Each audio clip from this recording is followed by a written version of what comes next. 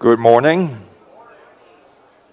I hope we can settle down. For those who are still out there, let's come inside and grab a seat. We shall begin our session, our worship session today. Maybe our friends by the door can invite them in. For those who are still out there, let's settle down and grab a seat. All right. Okay, as we begin, let's say a prayer together, shall we? Our gracious and loving Father in heaven, may your name be exalted on high. We thank you for this opportunity to gather together and to praise your name. Father, we also like to thank you for the successful day one that we had yesterday. Praise you for the session has continuously to equip and empower us to be ready for what's to come. Father, we also like to ask for your special blessings to be upon the devotional speaker. May the words coming from his mouth, his lips, will continue to bless us and to enrich us and inspire us. We also continue to ask, Father, for your blessings to be upon the conference. May the learning and implementation will be done according to your will. Strengthen the ministries by prevention and also adequate support to every facet of the ministry so that your work will continue to be enlarged and strengthened. We praise once again that this conference will be blessings to all who are here today, and we ask that you also bless the speakers who will also be presenting and sharing today. Thank you, Father. We surrender once again our speaker of the hour, Pastor James Weingartner. May you continue to lead and guide him. We once again surrender all this unto your care, and we thank you for listening to our prayer. In Jesus' name we pray. Amen.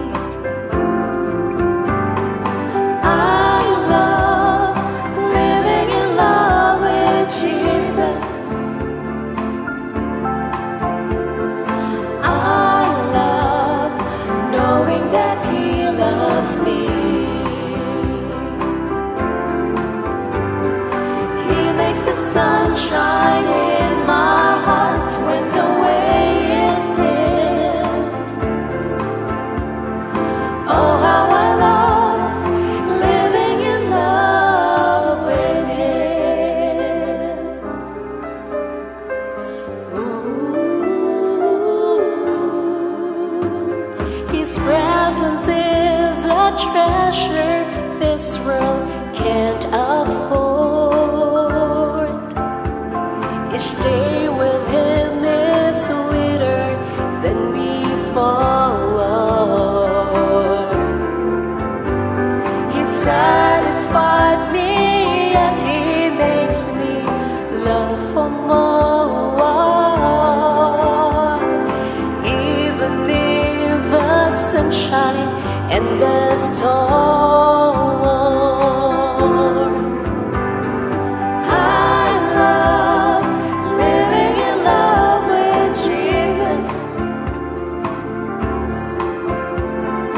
I love knowing that He loves me. He makes the sun shine in my heart when the way is dim. Oh, how I love living in love with Him. I love living in love with Jesus. I love knowing that He loves me. He makes the sun shine in my heart when the way is dim. Oh, how I love living in love with Him. He makes the sun shine in my heart when the way is dim.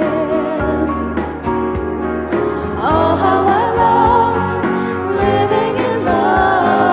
Oh, how I love living in love. Oh, how I love living in love with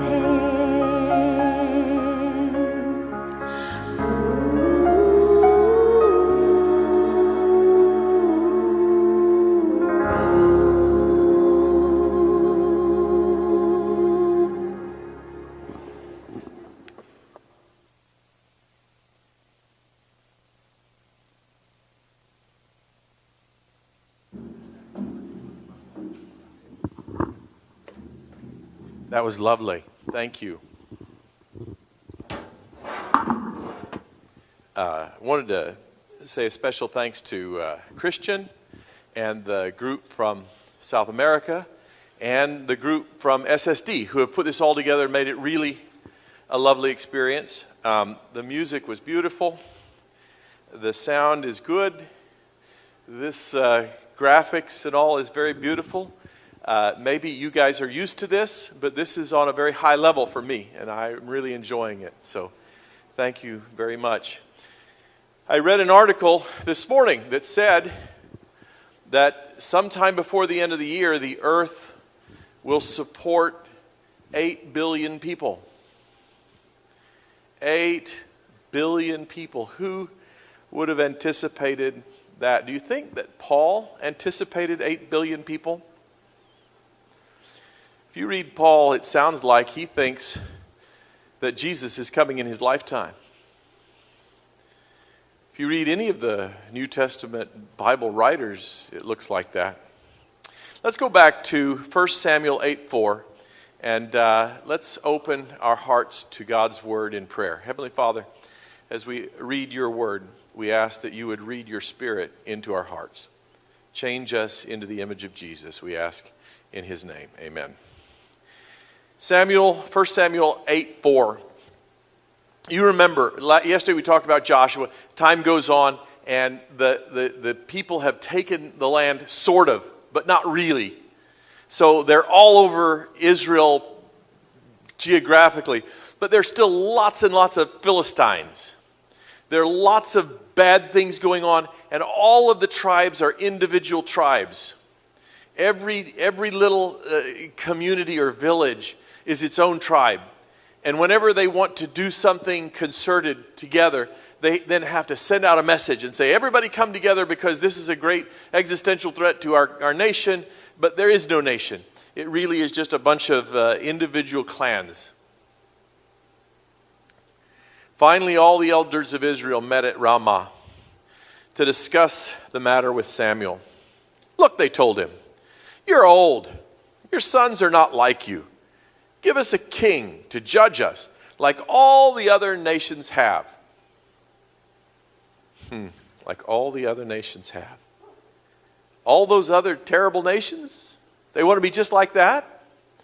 Samuel warns them of the bad things that are going to happen. He reminds them in Deuteronomy how it was warned that bad things would happen, Deuteronomy 17. So God gives them a king that they want, tall and handsome. He is the image of what they would want for a victorious king. He gives them Saul. But Saul is just like the kings of all the nations around them. He's selfish, he's immature, he's disobedient, and he consorts with mediums. 1 Samuel 15:7. Then Saul defeated the Amalekites. He captured Agag, the king of Amalek, alive, but all the people he utterly destroyed with the edge of the sword. However, Saul and the army spared Agag, and the best of the sheep and cattle, and the second best of the young fatlings, and all that was valuable, and were not willing to utterly destroy them.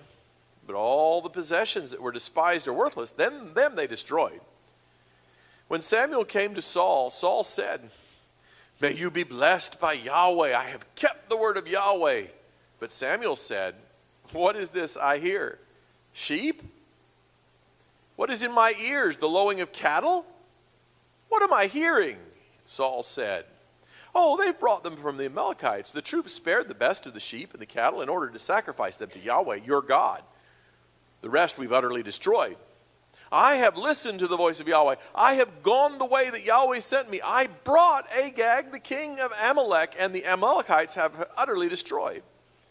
The troops took from plunder, sheep and cattle, the best of the things devoted to destruction to sacrifice to Yahweh, your God, at Gilgal. And Samuel said, is there as much delight for Yahweh in burnt offerings and sacrifices as there is in listening to the voice of Yahweh? That's a memory verse for the ages, isn't it? We all want to do some great and special thing. But all God is pleased with is if we do what he specifically asks us to do. We do not need to do some great and special thing. We only need to be faithful to what he has told us to do. Is there delight for Yahweh in burnt offerings? No. But in the listening to the voice. Look, he said, to listen is better than sacrifice. To pay attention than the fat of rams. Because rebellion is like the sin of divination, and arrogance is like iniquity and idolatry. Because you have rejected the word of Yahweh, he has rejected you from being king. Saul said to Samuel, I have sinned because I have transgressed the commandment of Yahweh and your words, for I feared the troops and listened to their voice. So please pardon my sin and return with me so that I can worship Yahweh. But Samuel said to Saul, I will not return with you because you have rejected the word of Yahweh. And he has rejected you from being king over Israel. And Samuel turned around to go. He caught the hem of his robe and he tore it. Does this sound familiar? David later is going to take Saul's robe and he's going to cut it. And Samuel said to him, Yahweh has torn the kingdom of Israel from you today and has given it to your neighbor who is better than you. This is a real turning point for the kingdom of Israel. We know what happens next, and I could read it, but it would take a long time, so let's just summarize it. Samuel takes his horn of oil, and he goes to Bethlehem. You remember the story? And in Bethlehem, he sees Jesse and all of his sons. God has led him there. The Holy Spirit has taken him to this space, and he sees all these sons of Jesse, big, beautiful ones, and all the ones in between, and he says, none of these. He says, I want the little one. And imagine little David. He's out there, what do my kids say? Living his life. He's out there living his life. He's playing his harp. He's writing poetry. He's practicing with his weapons, because someday he knows he's going to have to be a soldier. And all of a sudden, Samuel pulls him out and he says, look, you, David, you are king of Israel. And he dumps the oil on his head, which is absolutely symbolic. It's the anointing. It's where we get the word Messiah, the anointed one, Jesus, our Messiah. He pours the oil on his head. He says, you are the king of Israel. Now, if that happened to you or me, would you think it would be a good day to walk to the king's camp and say, Saul, my turn. Next. I'm ready. Out you go. Would you do that? Oh, it would be very tempting. God has just pronounced you king. It's a pretty big deal, really. Think about it. I went to law school in Texas, 4 or 5 hours from my home. Texas is big. And so there was one other person in that law school that went to my high school. And I knew him. And we used to play, is it billiards, pool, whatever. We would play that together in the recreation room of the dormitory. And I remember after his first semester in law school, it's 6 semesters. After his first semester, he brought a picture to me and he said, look. And he showed me a picture of a beautiful white Ferrari. Everybody knows what a Ferrari is? And he says, my father has bought this for me as a graduation present from law school, and he's keeping it down in San Antonio, and so it will be mine when I graduate. I said, congratulations. Well, apparently that semester he played far too much pool or billiards, and he flunked. He got out of school. Sometimes when we give a young person too much too soon, what happens? They crash, right? They wind up on the rocks. Sometimes easy isn't best. So as David stood there among his brothers, Samuel took the flask of olive oil he had brought, and he anointed David with the oil, and the Spirit of the Lord came powerfully upon David from that day on. Now, did Jesse know who the king of Israel was on that day?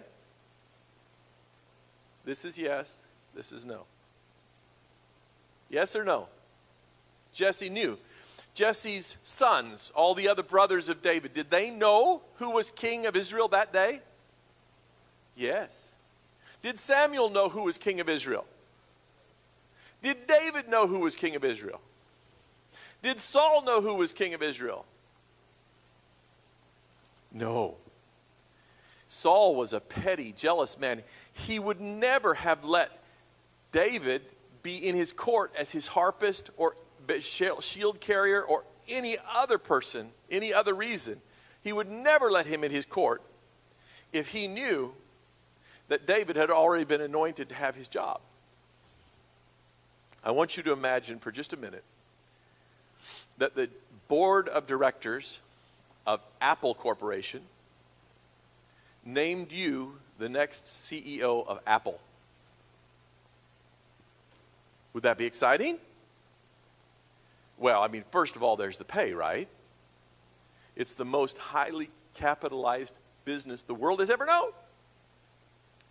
But billions of dollars sitting in cash. The most popular product. So many good things. And you get the job as soon as Tim Cook steps down. Is that a good place to be? How do you think your relationship would be with Tim? Hi, Tim. You know they elected me for your job. Whenever you're ready, I'm ready. What would Tim say? Tim would look very carefully that you didn't put anything in his coffee. Would you be tempted to put something in his coffee? Oh, I know, thou shalt not kill. You all know the commandments. You wouldn't do that. How about, would you maybe not poison the man, but poison his name? Well, you know, this company, it's not doing the way it used to. The Android phones are better now. The Apple computers need a new makeover. The products and the service are all needing upgrades. Perhaps it's time, friends, that we tell Tim it's time for him to go. Did David do any of those things? He did not. What was David's job? Keep in mind that he was already king. What was David's job? I wish we were a smaller group and you could answer back. David's job was to remain faithful in a very ambiguous time. It's a difficult time. How does he know how to behave? How does he know what to do today, tomorrow, the next day? He doesn't know. He helps Jonathan, and Jonathan helps him to escape from the father. He helps, and he marries Michal, and of course that's just a great story. You know, he's out there with Goliath, and the person who defeats Goliath is supposed to get what? The king's daughter as a wife. Beyond the problem of treating women as property, that was a pretty neat idea. But then the king withdrew the offer. And David won Michal by other means. A very interesting story, not one for your children. And then Michal helps him escape from the father. And then Jonathan helps him escape from the father again. And then the king thinks that he's doing the right thing. Saul thinks he's doing the right thing when he starts killing Yahweh's priests all over the country because they've helped David. How twisted his thinking. At that point, it seems to me it would be enough. David should say, that's enough, Saul. No. I'm going to take Saul out. At this point, David has 600 mighty men of valor. And you know what they really are. In today's modern words, these are mercenaries. Trained soldiers that he has gathered around him that fight for whatever David tells them to fight for. Sometimes he fights for the Philistines, and sometimes he fights for Israel. Wow. This goes on for 15 or 20 years. Can you imagine living in that ambiguity for 15 or 20 years? Anybody here, don't raise your hand, anybody here ever had a boss that maybe you knew more than the boss about what was going on there? Don't answer. Don't raise your hand. Don't do it. There's people with cameras in this room. We call those career-limiting decisions. So, yes, you're tempted. You're tempted to say, boss, if you'll just stay in your office, we'll take care of this. Saul, if you'll just stay away, we can take care of the Philistine threat. And David could. The people wanted to follow David. Everybody wanted to follow David. David was on top of this thing. And yet, he waited. He did the right thing, and the right thing was to remain faithful. Continue to fight for Israel, the Israelites. All these years go by. Finally, Saul is gone. Unfortunately, so is Jonathan. The story wouldn't have been as clean if Jonathan hadn't been gone. And David becomes king, and immediately, what does he do? He pulls the nation together. He defeats the Philistines, and he makes Israel the most prosperous nation. It says in the Bible, the most prosperous nation the world has ever known. And you've got to compare that, friends, with Egypt. And yet it's the most prosperous nation the world has ever known. So time goes on. It's all... He recovers, he regenerates, he rebuilds, he restores, he makes everything great with the nation of Israel. You know, this is a symbol as well as a story. At Eden, we chose the king we wanted.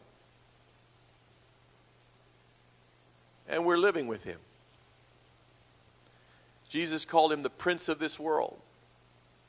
Other times he's called the prince of darkness. We live in a world that is still ruled by the prince of darkness. Because at Eden, that's who we chose. Oh, you say that was Adam and Eve, that was not us. Yes, that was us. It was all of us. And Jesus came, and he was anointed king, and he won the war, and the war is over. But here we are. Here we are in a sin-sick world. It is heartbreaking. If I don't have David's story to show me why we're still here, the New Testament gives us only one reason that we're still here. Approaching 8 billion people on the planet. Why are we still here? So that every possible soul might be saved. That's what the scripture says. All of the pain that we continue to suffer after Jesus has won the war and defeated death, all of this is so that one more soul might be saved.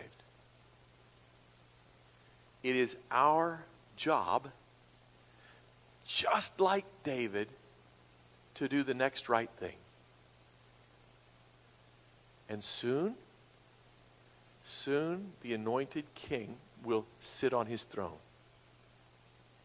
And we will be a united people. In the meantime, we have to do the next right thing.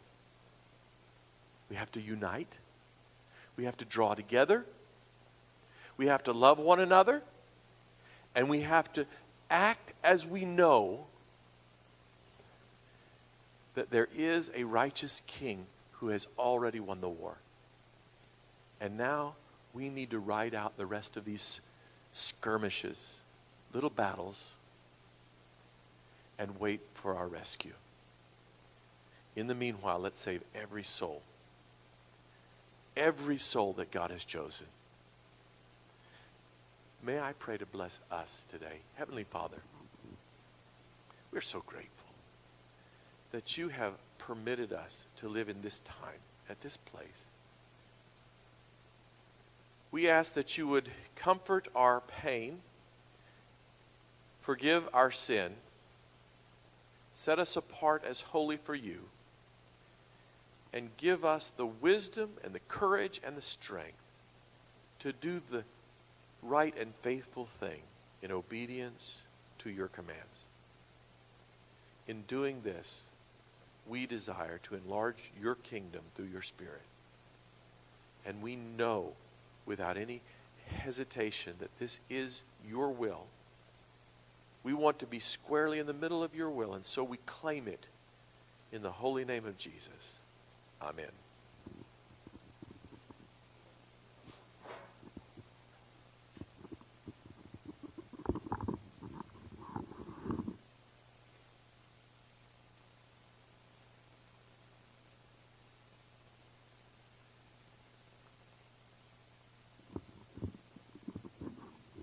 Good morning, everybody. Welcome again to our second day and last day for this conference. I would like to say that you all look beautiful with your t-shirts. So those without the t-shirts, please, you will have time to put them on. Have you taken your t-shirts? Oh, okay. Very good. I want to recognize somebody. We missed him yesterday for the photo op here for all the delegates. Can I call on Roger Wong? Is he around? Roger? Okay, come up front, Roger, please. Because we just had a split of the Southeast Asia Union Mission into Malaysia Union Mission and Southeastern Asia Union Mission, we missed out on Singapore, who is now connected to SSD, an attached mission. Roger, welcome. Sorry for the delayed welcome here up front, but we're going to have a picture op for him. Roger. Um, Joshua, could we have a photo for him? Okay, thank you, Roger, for coming in short notice. Actually, I also missed out sending an invitation to him. Sorry about that. I just have to get used. There's a photo.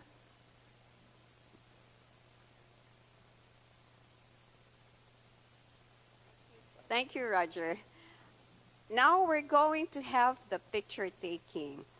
I'm calling on Edward to give us the instructions for the picture taking. So please, we will have to use our t-shirts for this one. So those, is anybody here missed out with a t-shirt yesterday? Everybody has t-shirt. Okay, very good. Let me see. Okay, Edward. Yeah. Good morning, everyone. So we'll proceed with our picture taking, all of us together in one picture.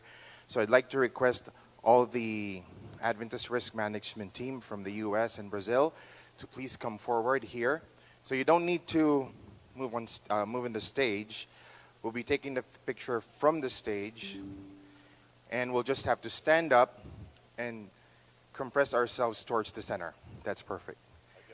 And then may I also request our Southern Asia Pacific Division administrators to please come forward and join our ARM team to join us here in front.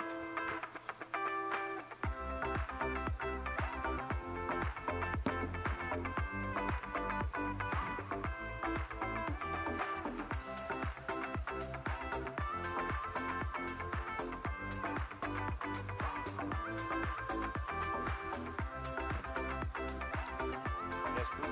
Can you move here? Oh, no need. It's okay. All right. Everyone, can you?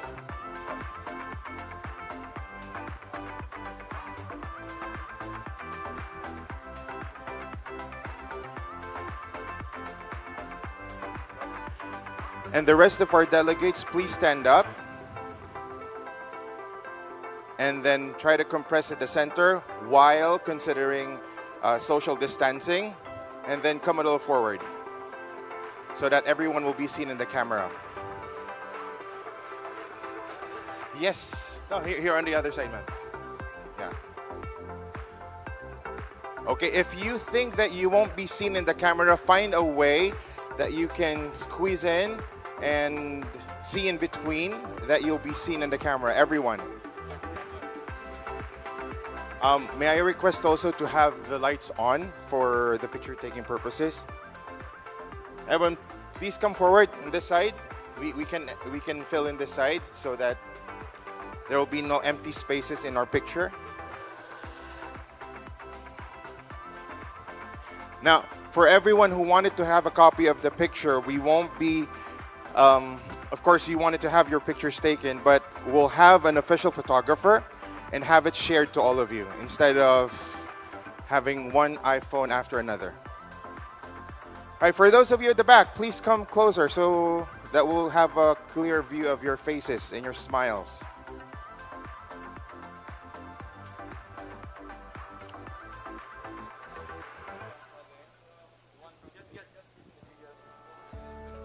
Yes, yeah, sure. Sir, come join us. Sir Max, please come join us here. Do you have... Wait a second.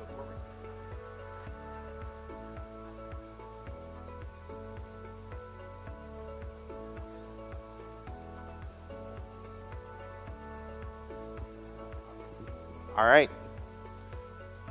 Wait a second. We'll just, there you go. Josh, can you step on this?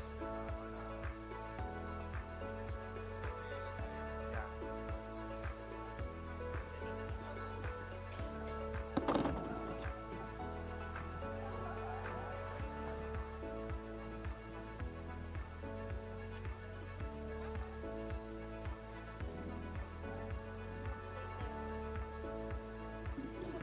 Is everyone in the picture now?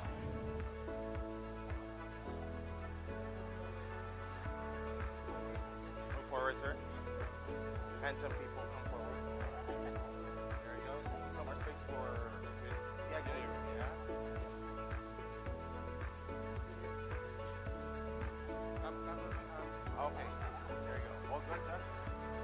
Okay, now, please give your wonderful smiles. Ready, Joshua, in your cue?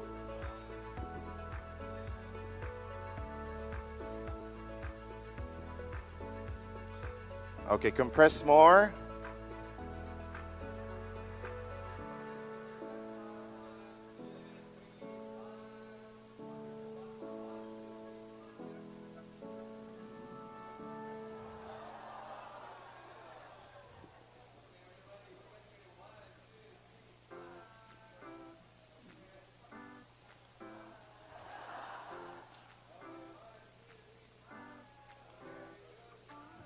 Okay, now we'll have a video. So, Joshua, this one is for video. So you can just probably wave your hand. Let's do. Oh sorry.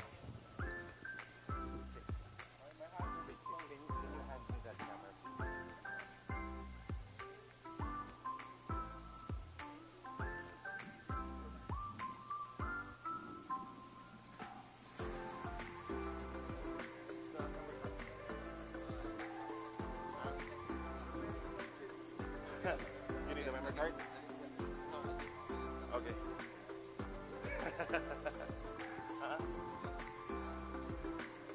Okay, so maybe a thumbs up, all right? Okay, ready? Everyone, thumbs up with a big smile. Ready?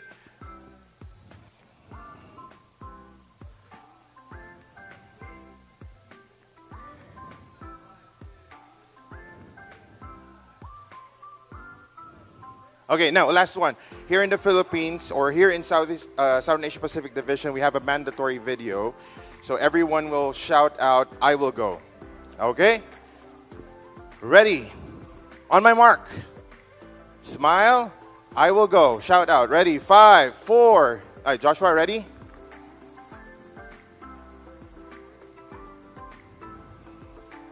Okay, so JD will be doing the recording. Ready? 5. Ready? 5, 4, 3. Shout out. 1, 2, 3. Okay, one more time with energy and power. Ready? 5, 4, 3. All right. Thank you so much for your participation.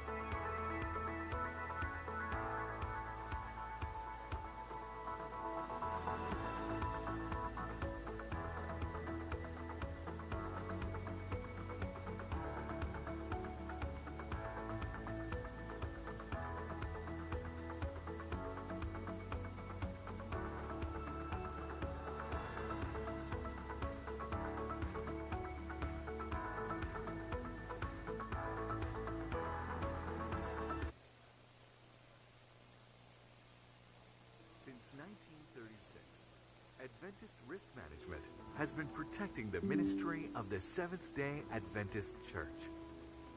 Since that time, the church has grown, and the insurance industry has changed. But ARM has been at the forefront every step of the way. Part of protecting the ministry of our clients is helping them reduce risk, which can lower their cost of insurance. One way ARM does this is by training pastors and lay leaders in practical ways of reducing risk. We value a professional and competent team and invest in professional development so our employees are equipped to serve the church. Whether you're working with the claims department or our client care team, we want to deliver an exceptional client experience at every step. Adventist Risk Management insurance professionals are ready to serve the Seventh-day Adventist Church. Adventist Risk Management, our ministry, is to protect your ministry. Since 1936, Adventist Risk Management has been protecting the ministry of the Seventh-day Adventist Church. Since that time, the church has grown, and the insurance industry has changed.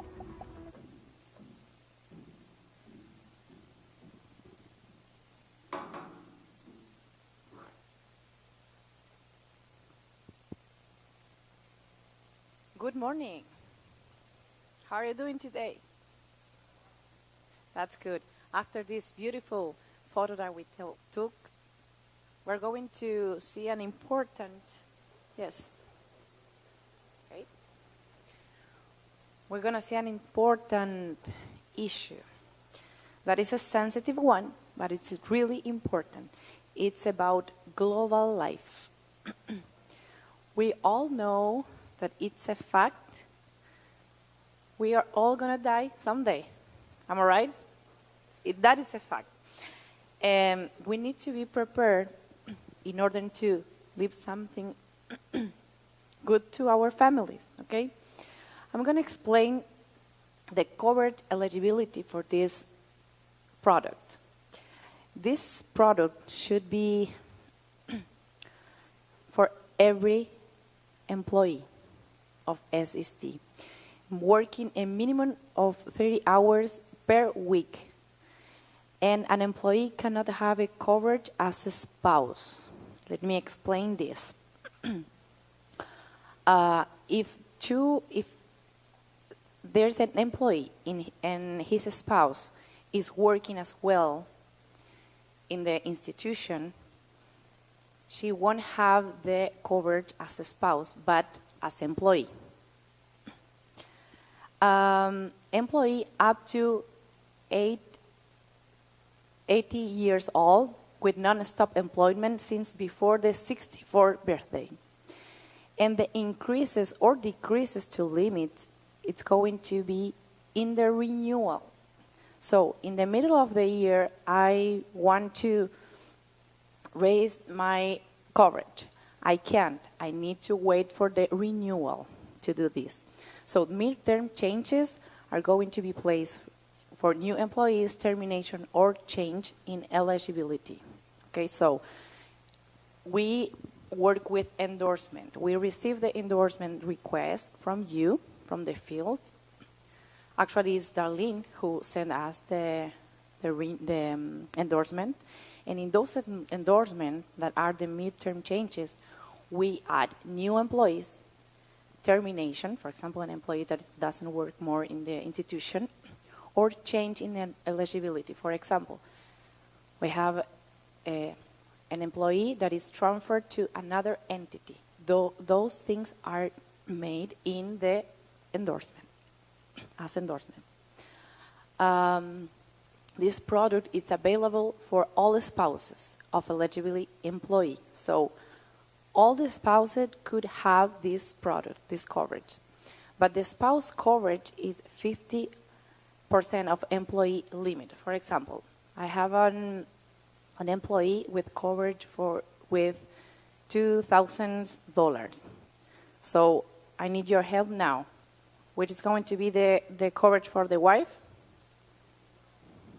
If I have $10,000 for the employee, the spouse, 5,000. Perfect. And the spouse max age it's 65 years old. Okay. What we need for this endorsement or this renewal, we need the date of birth and a complete name of the employee and for the spouse in order to place the coverage for both of them. Well, regarding coverage guarantee limits and rates, we can start with the coverage with 5,000 to 150,000 in increments of 5,000. So we can increment for 5,000. And the premium and the rates per 1,000 of coverage is 3.13 cents of dollars. What do we do with the claim? For claims upon death of an insured person, the claim notification shall be notified within 30 days. To open a claim, we need some documents to open this claim. And we need the certificate of death indicating the date of birth of the deceased insured person, and of course the date of the deceased, and a proof of unemployment at the date of death. This is really important, and this information it's needed to process the claim.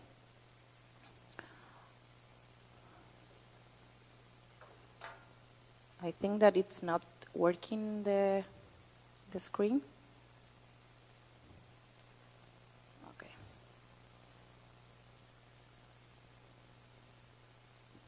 Perfect. Proof of salary at date of death, and a medical report on the onset and course of the disease, bodily injury, depending on the cause of death, or the accident which caused the death. In the event of no medical treatment or medical or official certificate stating the cause of death. So this is important. We need to know what was the cause of the death. And of course, we need the claim form. I know that you already know how it's like, and we really need this complete claim form and a beneficiary designation form. And I'm going to emphasize the importance to have this beneficiary designation form completed. This form is for every employee insured must have one of these. And this form needs to be revised at least once a year. This is a task of human resources, because for us it's impossible to revise all the beneficiary form, but this is really important. I'm going to share with you a situation that we had. There was an employee that completed the beneficiary designation form, but he divorced. After the divorce, he didn't update the beneficiary designation form. After some years, this person passed away. And guess who received the indemnification for this death? Yeah, the previous spouse. So this is something that is really important to be updated. When we receive this beneficiary designation form, we need this fully completed and must have a signature and the date. The original one will keep with the human resource department of the entity. This is just an example of how the life insurance beneficiary designation form looks like, but I know that you know already this form because you needed to sign it. We have some exclusions. One of them is intentionally self-inflicted injury, suicide, or attempt suicide. HIV, AIDS, misuse of drugs or alcohol, regularly or extensively practice hazardous sports. This is a regular activity. But if you are going in a trip, you practice in a sport, it's not something that you constantly do, and you pass away for this cause, you will be covered. Another exclusion is regarding war. There have for nuclear, chemical, or biological weapon. This is an exclusion as well. I noticed that you are taking photos of this presentation. We will share with you as well, because this information is really important for you to have at hand.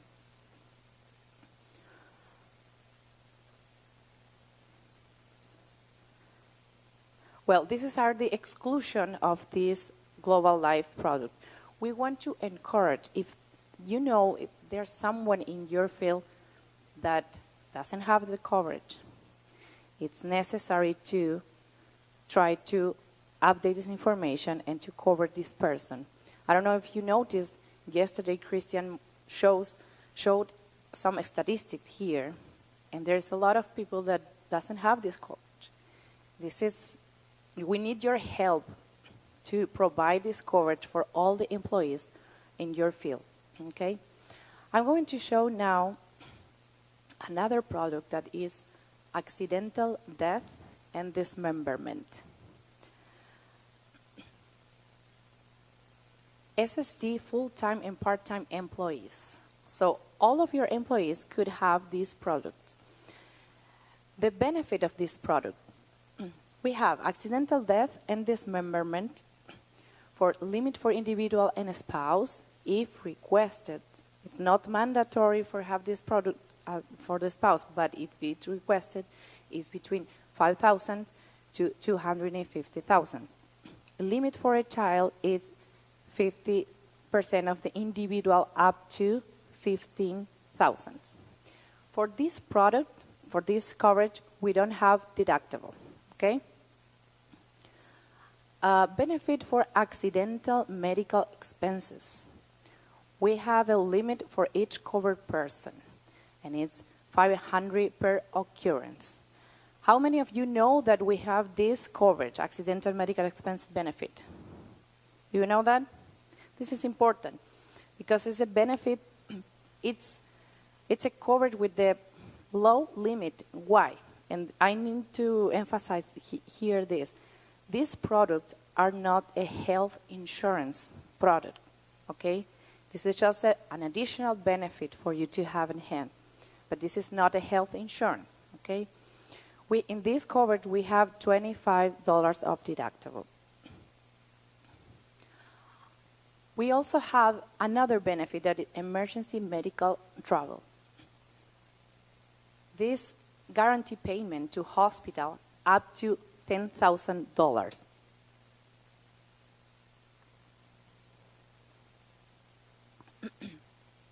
This medical service must occur 100 miles or more away from the residency. Who is the one who will authorize it? So, for example, I was driving my car, going to work, and I had an accident. Away, how much? 100 miles away from my residency. Who will authorize this? It's International SOS. So you need to contact us. We will contact International SOS, and they will authorize this payment to the hospital. We have additional benefits. One of them is emergency evacuation. The other one is repatriation of remains. As well, we have emergency reunion and permanent total disability of 100% of the principal sum. The temporary total disability of 200 per week for 26 weeks. And a spouse retraining or child care. I'm going to explain this. I'm going to explain with an example. There's an employee that had an accident and he lost a leg. He can't work anymore because of that, or for a period. And the spouse, it was a housekeeper, so the spouse, she wasn't working. We have this coverage as a spouse retraining. For example, the wife decided to study a course for 2 years, let's say for cooking. Okay, she will take this course. This course will cost an amount of money, and it will be paid under this coverage. And as well, we have a child care coverage.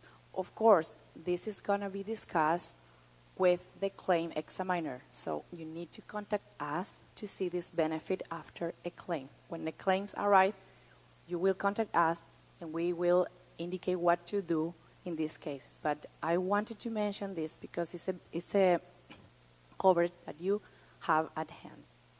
As well, we have rehabilitation benefit. For example, a person had an accident, he needs 1 year of rehabilitation. We will have this coverage in here. And there's are as well work risk coverage except for USAID and person home country. So this is for foreigners that are working in another country. If this country start a war in this country, this foreign will have coverage. This is the class and the rates. Class 1, that is the common one that we have. It's for all employees of practicing organization. And if you see, there is a minimum, as I said before, and there is a maximum amount. There is a coverage for accidental and medical, and there is a rate, and the rate is 88 cents per 100 per year. 1,000 per year, sorry. As well, we have the coverage for the spouse in the class 1 and the child in class 1 as well. We have some exclusion here. Intentionally self-inflicted injury, sickness, disease, bacterial infection. And why this is an exclusion? Someone could answer me? Because it's a sickness. It's not accidental death. So again, this is not a health insurance. The purpose of this policy is to cover accident, not sickness. So exclusion, sickness, disease, or bacterial infection. Commit or attempt to commit a felony, a crime, suicide, or attempt suicide. Another exclusion is piloting or serving as a crew member or any aircraft. Abortion is another exclusion, and mental or nervous disorders. Now, I'm gonna call Renata. She's going to present two another products that are personal effect, baggage, and householders.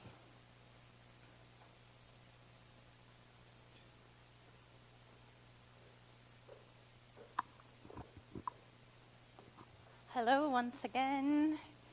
So we're now going to talk about the PEB, which is personal effect baggage. Its renewal is from January 1st, 2022 to December 31st, 2022. The personal effects belonging to the insured person and generally taken or used by the insured. This coverage, it is important to know that it's only available for business travel, not particular travel, or while participating in a commercial activities away from the permanent residency, or according to the policy. This is the annual premium. We have the 5 premiums, which is 1,000, 2,000, 3,000, 4,000, and 5,000. And the premiums are those right in the screen.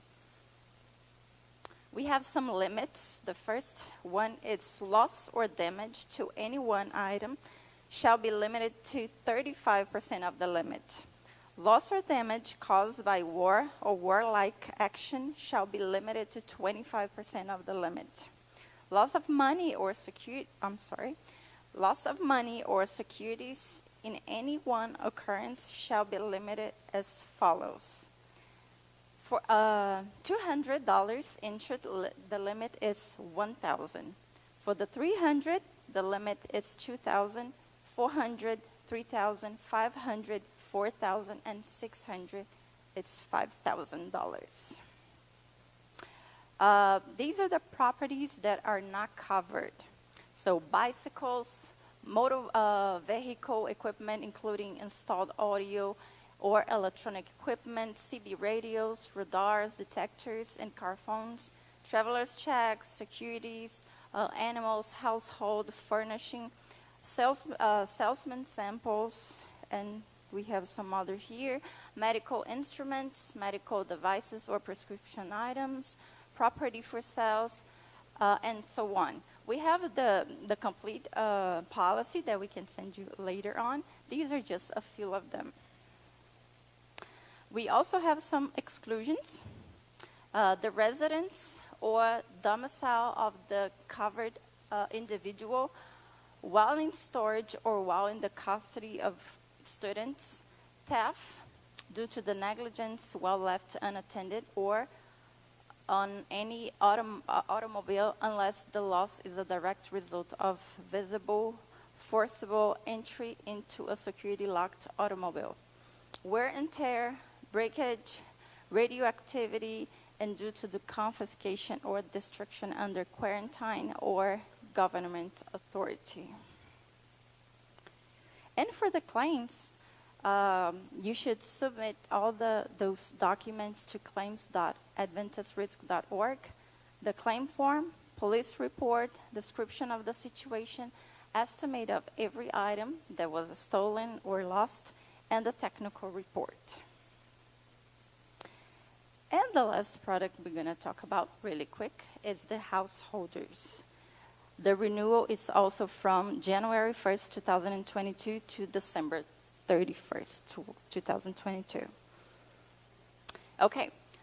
The coverages. The policy covers personal property of the insured, including personal property in the U.S. or Canada, excluding. Personal property for all perils of property loss or damage insured unless excluded. We also have an option coverage, which is the personal property that is in the property of the insured and that is stored in a commercial warehouses, excluding on storage facilities. These are the rates. For personal property, the minimum amount is $2,500 and the maximum amount is $100,000. The rates goes from $3.51 per 100 coverage, and deductible is $150 per any cause. And we also have the commercial storage coverage. The minimum is $2,500 and the max is $50,000. The rates are $1.23 per 100 coverage, and the deductible is $250 per any cause. We also have some examples. The first one would be, let's say a treasurer suffered a robbery in his house. His computer and other items were stolen. Would that be covered? Yes. A tree fell on the house and on the personal property. The contents, remember, this is household. The coverage goes from the items inside the house, not the house itself. So it's only the contents. So if a tree fell on the house and the contents got damaged, it will be covered.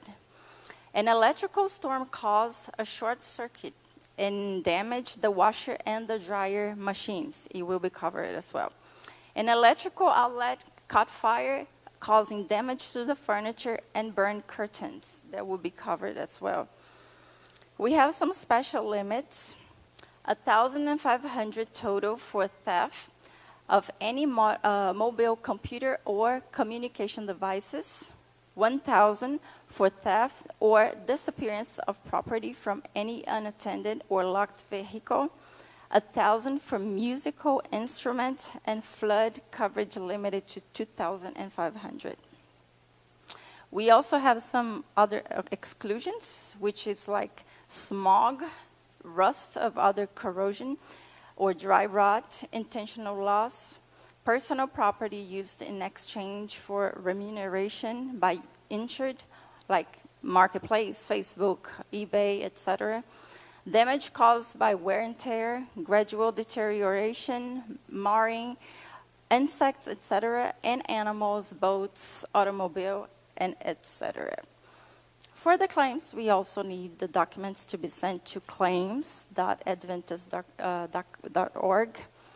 The claim should be completed and signed, the police report, description of the situation, the estimate of every item that was stolen and lost, and also the technical report. Always put Darlene on copy.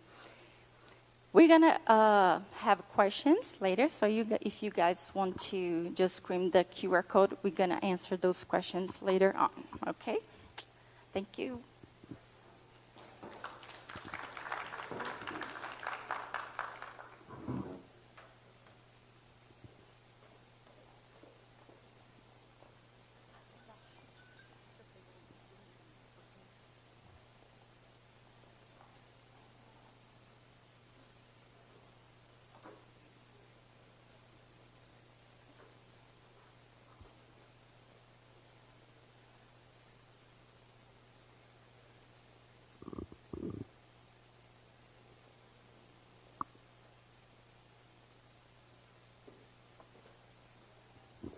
Morning. Let's have some fun and let's play the same way that you had yesterday. Now we're gonna have 3 questions about this topic. Let's see what you learned.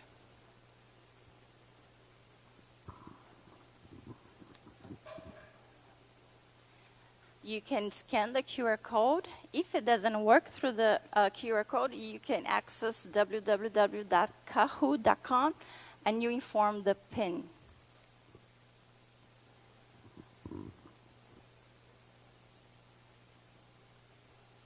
Let's go.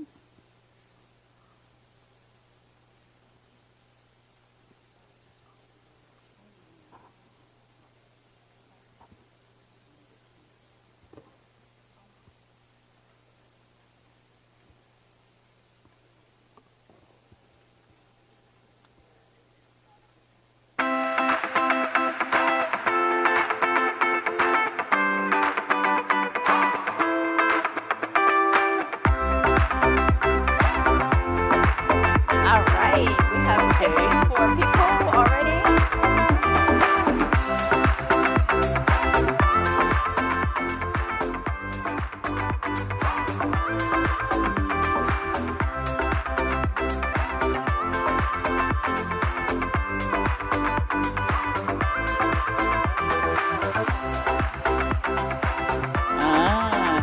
Doing prize. 74. Okay. Can we start? Okay, let's go. Let's start.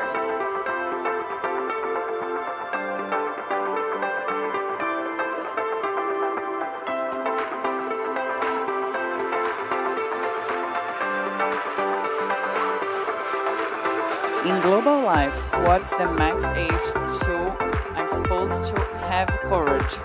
80, 60, 65, 75. 20 seconds. You are fast.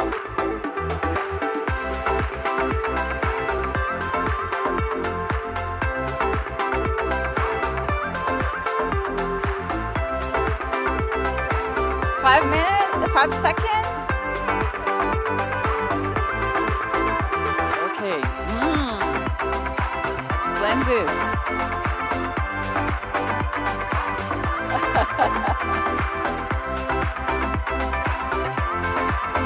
We see some people are confused.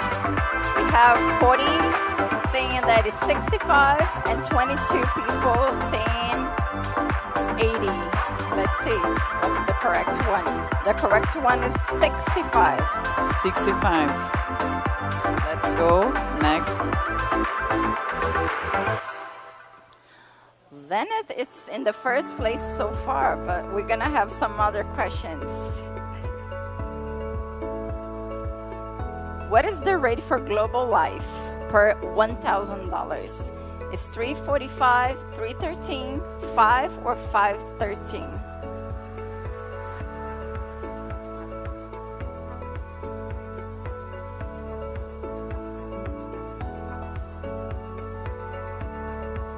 Ten seconds.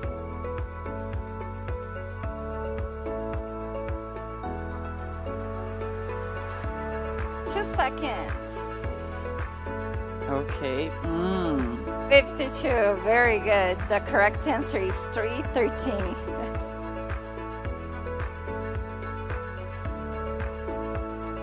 Amy is in the first position now.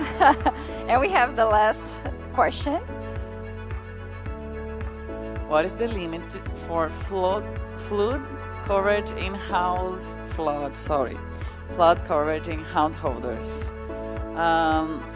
2,000, 3,000, 5,000, or 2,500.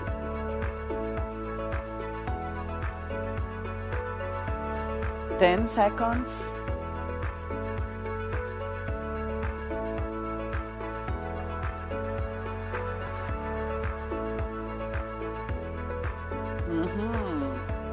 Very good. The correct answer is 2,500. Let's see. The trick. Third place is Ren. Please come on up so you can get your gift. Second place, Nadeline. I'm sorry if I mispronounced your name. And first place, Amy. Congratulations. We're going to have some prize Please come on up. after. Come on up so you can get your gift, and we're going to take a picture of you.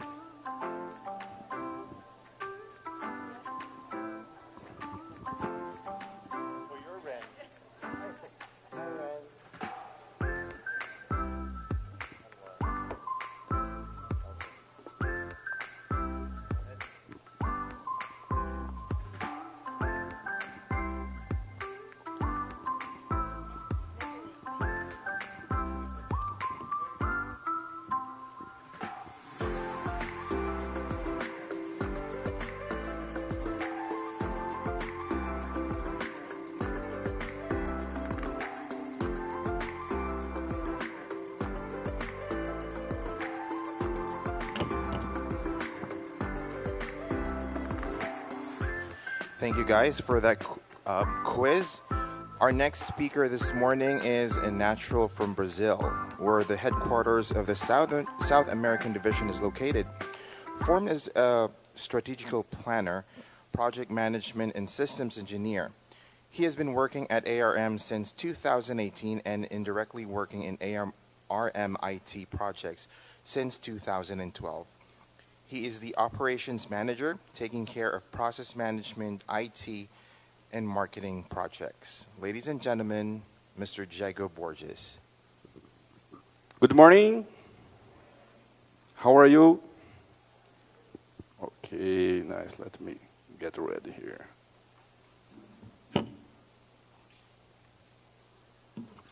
Good. Good you rest well. How was the breakfast? Can I see the hand who are liking, enjoying this conference? Nice. It's good to see. And it's a pleasure to me be here. I believe it's the second time that I'm here. And I enjoy a lot the food here and the guys, because you are very patient with my English. Always, the people are very kind. So thank you so much. As you can see, isn't my natural language, but I'm going to do my best to show you some ideas and some points about risk management and IT solutions. So the topic is very interesting. Maybe, let me see the hands. Who works with IT here? I believe not so much, 1 or 2 hands. Okay, but I believe that we are going to show here will help you a lot your routine day by day. So let's start getting connected.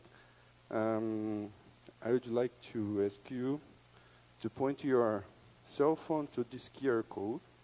Let me see. Here. And again, it's like a Kahoot, but it's a different software. You can access by this address, or you can use the QR code. Let's see.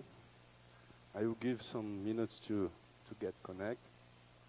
Do you have a heart in the corner? You can tap to show your presence in this tool. Yes, nice. We have 10 people here. Nice. Let's get more, some minutes more. 20. Okay, you have more. And I'm going to use this solution to know you better and allow you to know your brother, your sister that works with risk management near you in these fields. So let's try. Let's start. You can access, you can continue trying to connect. I believe the tool will allow you to continue connecting. Okay, so let's go to the first question. What words would you use to summarize the topics you've been seeing so far at the conference? Please type some words what would you like the words that you would you use to summarize the topics you've been seeing so far at this conference? Let me see, the first one. Good, informative. Insurance, excellent, concise, encouraging, prevention, good words. Awesome. Educational, protection, insurance, good. Risk management, educational, useful, good words. Knowledgeable, good, easy to understand, nice. Even with English challenge, okay. Food, oh, food, it's good, I like it. I like to. Nice. Prevention, it's a good word. Essential. Good. We have a good idea what is in your mind about this event, and I believe these words summarize our main goal when we think about this event, about this conference. The main goal is be here with you, connected with you, and connect each other to think about risk management. Risk management is a process, isn't something that you press a button and happen. We need to grow. It's a process of growth. We need to start and learn and get connected to help the church and his mission. Okay, let's go to the next question. What words will you use to explain risk management? Let's see now, the challenge.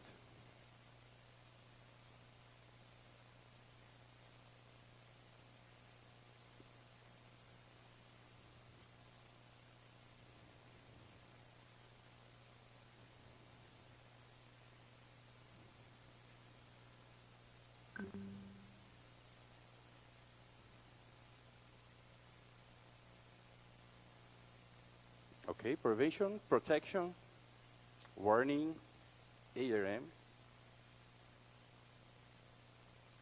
awareness, security, proper claims, preventive, control, helpful.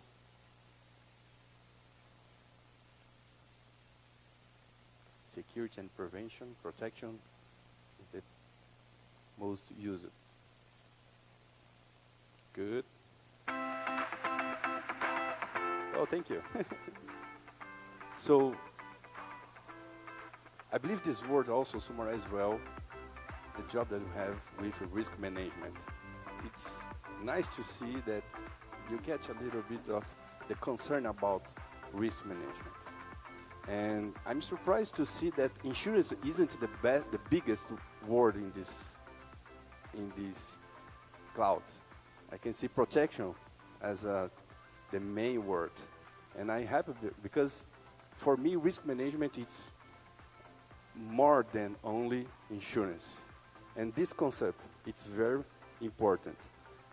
When you talk about IT also, isn't the main thing, when you talk about IT, we are not talking only about solutions that are going to help you, but solutions that help the church to do the risk management, to do the protection, to work with prevention. Okay? So the next.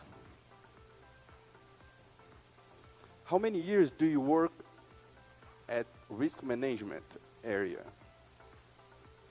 Let's see, let's know who works more time and less time. Whoa, it's very balanced.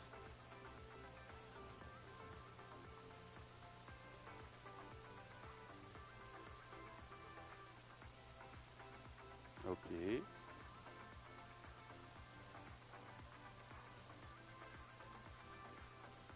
So we have a mix of people here that start to work very soon and people that works for a long time. This is good because we can learn with the very experienced guy, and we can learn also with the new one because always we have fresh ideas to do our job, right? It's good to know. I'm going to prepare my presentation based on these numbers. Okay, the next one, how many days in a month you get engaged with some risk management process? Any kind of risk management process. Can be prevention, can be hiring, insurance, can be process a claim, or talk with Darlene. How many days in your schedule, in your routine, in a month you get engaged? Oh, the last number is danger. Okay, let's see.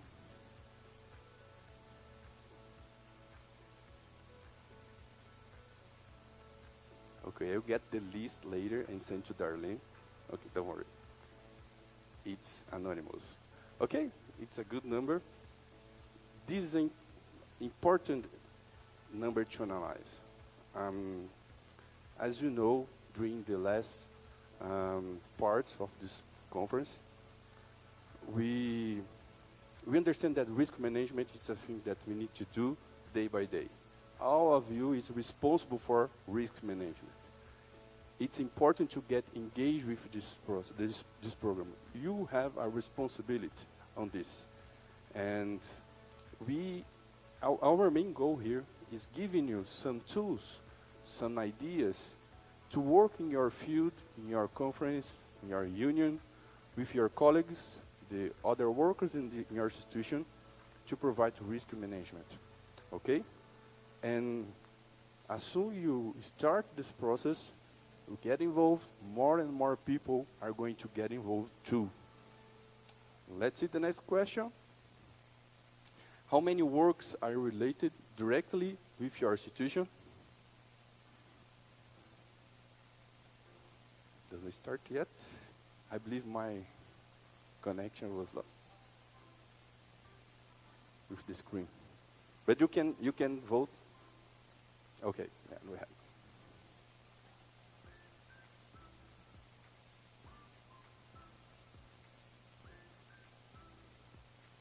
Interest. So we have a lot of companies that have many people working in our institution. These numbers is good to know because you get a lot of people to influence in risk management. So this is a tip. We understand that you have a lot of people to impact with your ministry. The next point, how many churches do you have related with your institution? When I mean church, it's a build. How many churches in your institution? If you work in our union, maybe you don't have a church directly related with your institution. You can vote with the last one option, okay? But if you work in a conference or mission, you can vote with the number of churches. This is another good point because express to us our challenge deal with the property of the patrimony of the church. We have a lot of work to do.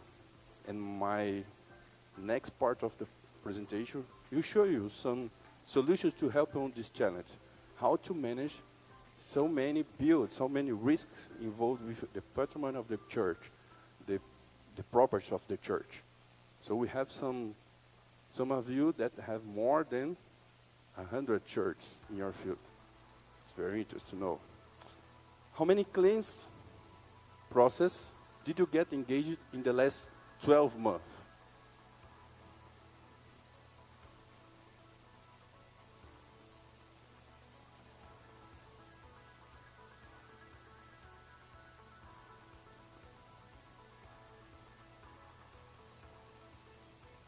Okay. Good. I believe it's a good number. Some of you doesn't have none of claims during a long period.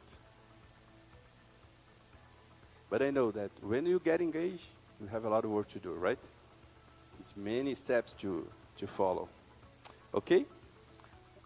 And I believe it's the last question. We have this. What are the challenges that you face doing risk management in your institution? If you can point some, please help me to understand. Okay, knowledge.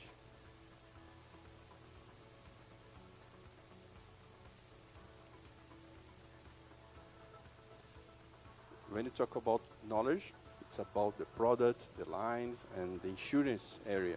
When you talk about the process, all the process of insurance, you need to start a claim process, we need to hire a product. When you talk about tools, we face problems to manage your risks because you don't have good tools to do it. The culture, the people around you doesn't understand the insurance culture, insurance subject, and risk management talk. And interact with insured and leadership.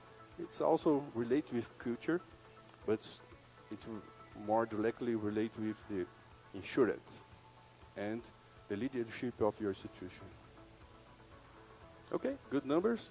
So process and knowledge. This points some directions that I'd like to present to you and talk with you about the future of SSD risk management.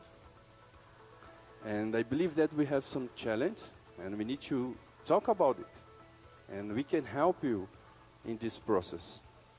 In South America division, we have the same problems, the same issues, and the same difficulties and challenges to solve, and to create an environment and a culture that people understand that risk management is so important for the message of the church.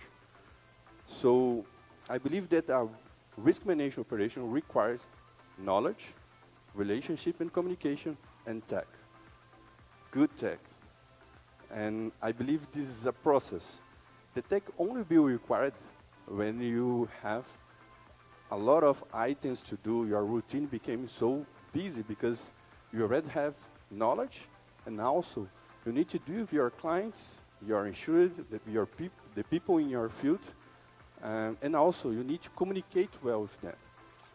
So my main goal today is present to you a little bit what we are doing in South America, and maybe can help you in the next years how you can do it, or the tools that you can use in your context. In South America, we have these 3 points, these 3 pillars in our blend when we talk about risk management. Each conference, each union today, they already know that what your ARM is doing that and what their responsibilities in the context of risk management. The first point is financial strength. We need to be stable. We need to be healthy in financial area when we deal with risk management. When you think in a product to offer to the church, a product of risk, a product related with protection and insurance, we need to think about financial health.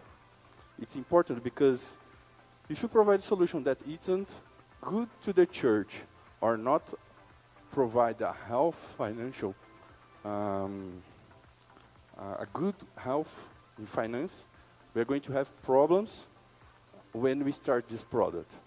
So it's a very important point. The second is customer experience.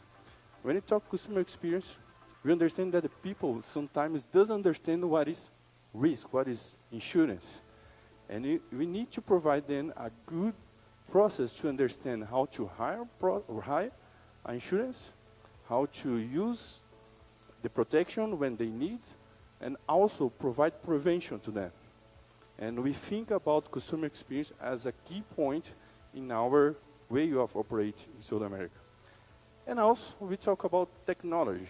The technology helps us a lot because during the process of the last years, we face a lot of problems dealing with the information about insurance. So, for example, you have many churches to deal with. So you need to keep up to date a list of the builds, the church, the properties. How to do it? Today maybe you use a spreadsheet or Excel file to do it. But since you start to become growth or became big in risk management, you're going to have a lot of data to deal with. And the technology can help you on this process. I'm going to show you some solution that we use in there that can help you too here in SSD. So this is the first one I'd like to present to you. Virtual agent Laura. Laura is one of our assistants there that help to show the users how they can prevent some risks and how to give information a better way to the users, and also to be online 24 hours a day. So sometimes I need to sleep and I can't give answers to the clients. And Laura help us in this process.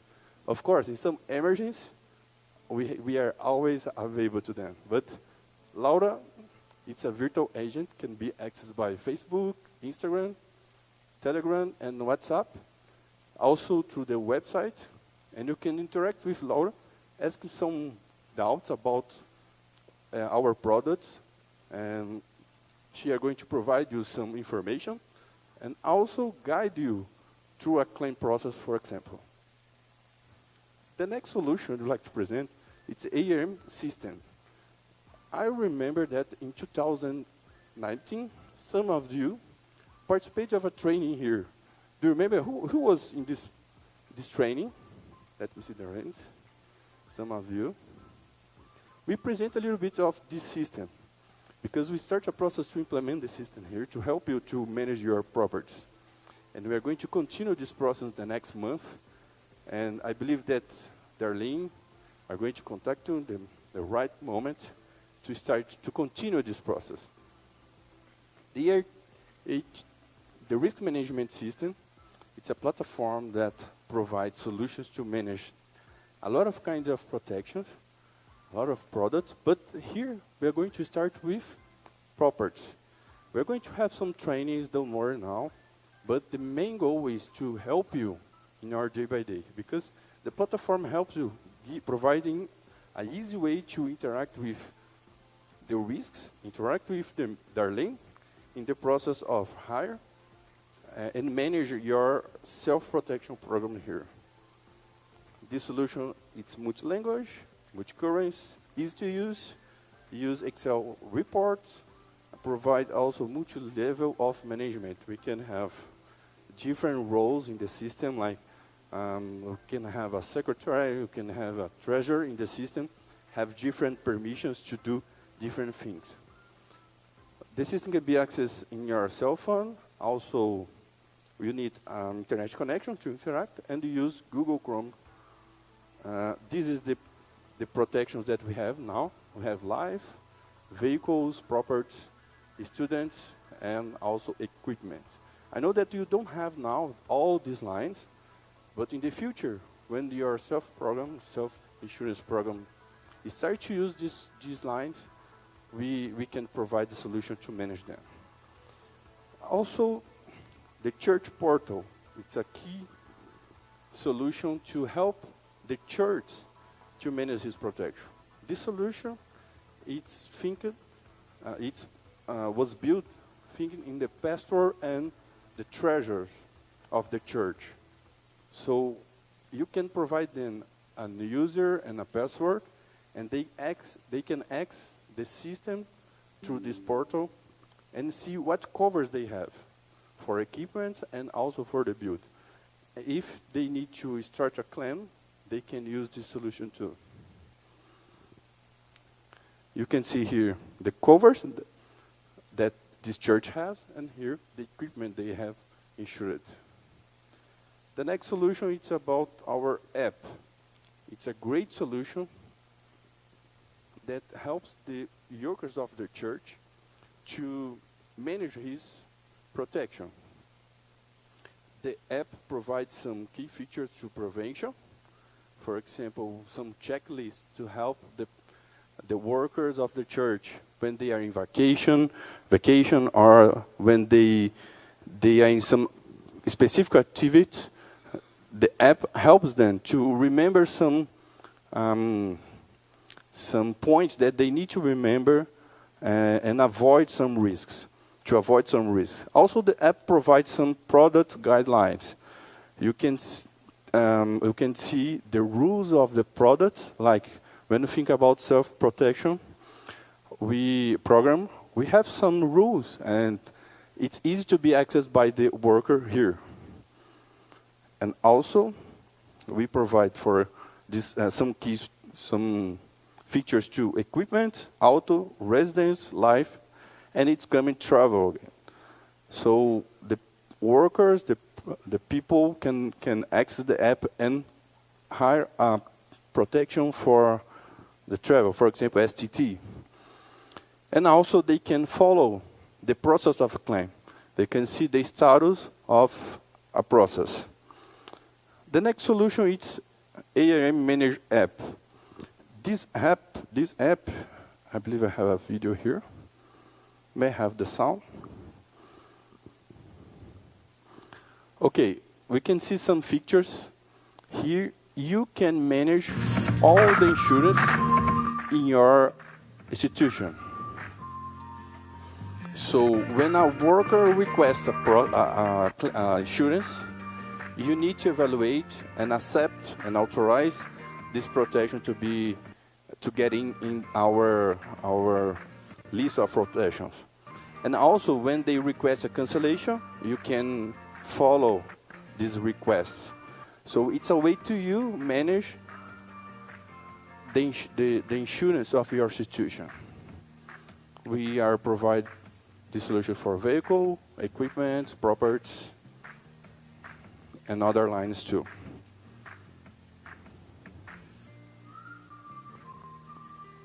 You receive some notification about all the changes that has been made in our platform. And the last solution I'd like to present to you. Oh, this is some key points. So authorizations, you can consult your protections and keep updated about the product that we provide. And also the last solution is about the Power BI. Power BI is a tool that gives you opportunity to use business intelligence in your risk management. You can do a lot of analysis in your risks. So you can see some screens here. This is the first one. You need to select your entity, your institution. And now you can see the numbers of insurance that you have. For example, we have many lines here. The first one is vehicle, the second equipment. We have students and church, schools, offices, residents, and other properties. And we have lives too. This is the key numbers, but we also have detailed numbers. We can see by worker which protection they have. You can see when they hire this protection and if they cancel. And also you can follow the insurance of students in this case. This is for life. And here's some graphic about numbers about how much you pay in premium and how much you receive reimbursement in the claims. We can compare these informations. Here we can understand, for example, what kind of claims you must have. For example, if you have a lot of claims related with flight loss or flight problems or baggage or luggage problems, you can follow, for example, for autos, if it was a collision or any other kind of claims. You can look that we have a lot of information about the claims, and you can analyze, and you can act using prevention, like doing some seminars or talk with your colleagues about the risk they are engaged and they need to care. So that's it. This is a little bit of the solution that we have in South America. And my main goal to show you this is all the solution is available to you. Of course, depends of the plans of the self-program, the self-insurance program that has been managed by Darlene. And she already had some plans to follow, to get some of these tools. In some months, we are going to have some trainings to use, for example, for properties. And after that, we have other solutions that are going to be used here. Okay? Thank you so much. That's it for now.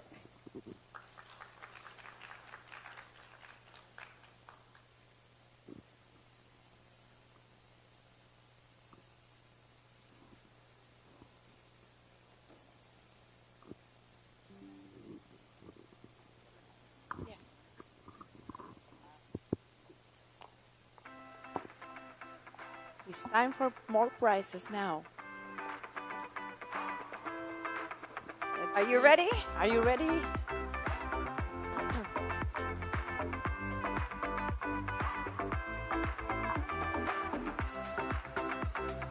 Who wanna win today? I can see. I wanna see your hand.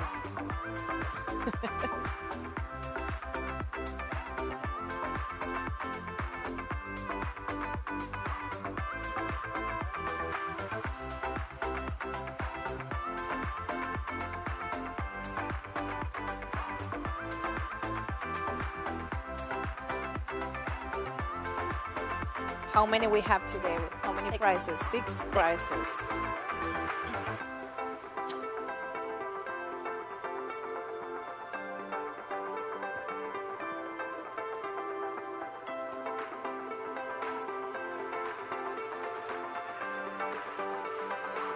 First name is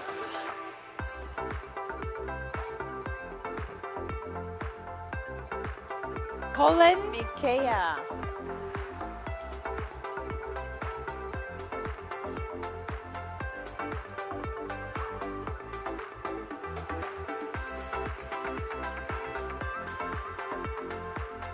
we also gonna take a picture.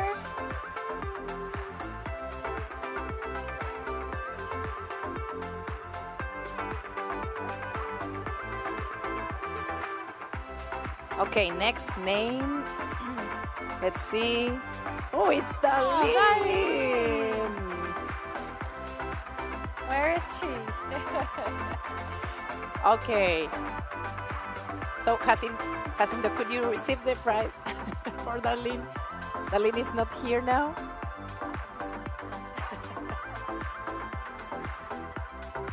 Perfect. Next name is Sharon.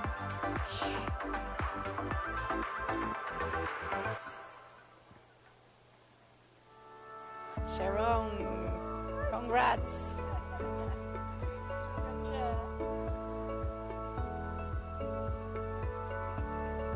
Yesterday she said, I did not get the prize yet.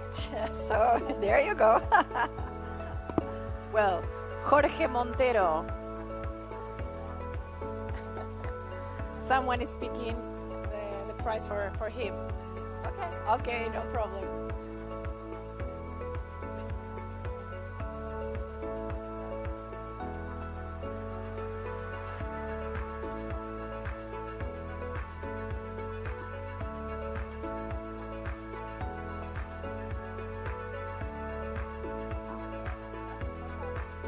Okay, next name on the list. Junior. Who is Junior?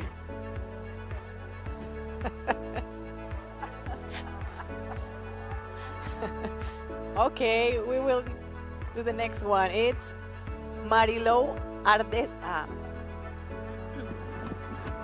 Is she here? Yes. Yes.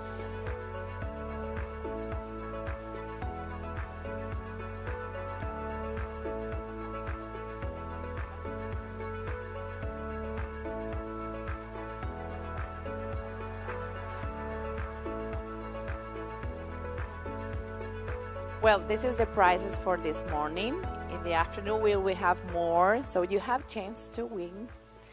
And now it's time for break, so you can enjoy the delicious food that we have.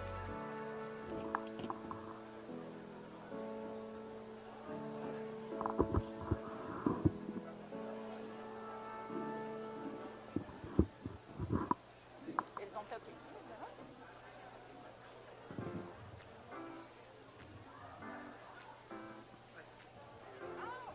It's okay. You can.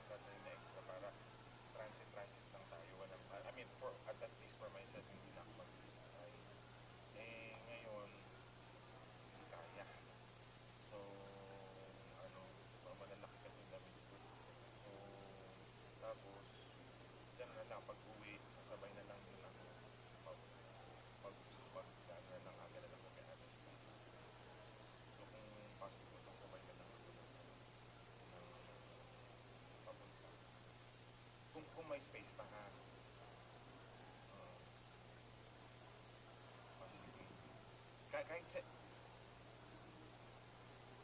sige, pwede. Kung ano, kung sino mauna, walang problema. Kahit. Anong oras ba alis mo pa?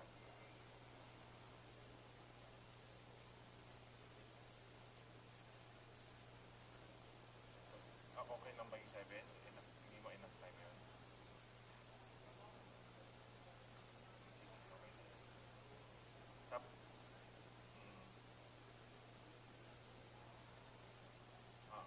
Sige. Tapos, kita na tayo sa airport kasama sa Tony.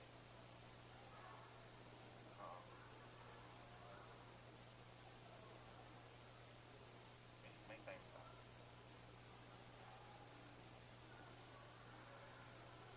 Traffic. Skyway naman tayo.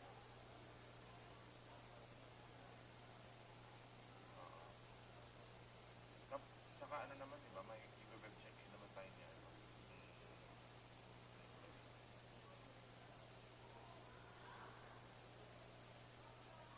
Tapos tayong dalawa, bibili pa tayo ng tax natin. Ate, nakuha ko na. Nakuha ko na. Ito na lang. Tapos ate, wala naman tayong wala naman tayong wala naman tayong equipment, di ba? Puro personal gamit lang naman talaga.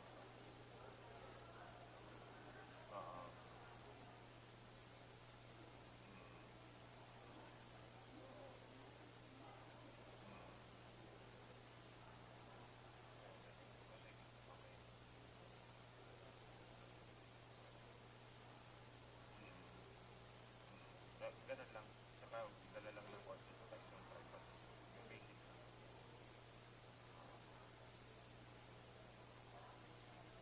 Sige. Okay. Thank you, ate, ha? Sabay ako bukas, ha? Okay, thank you. Thank you.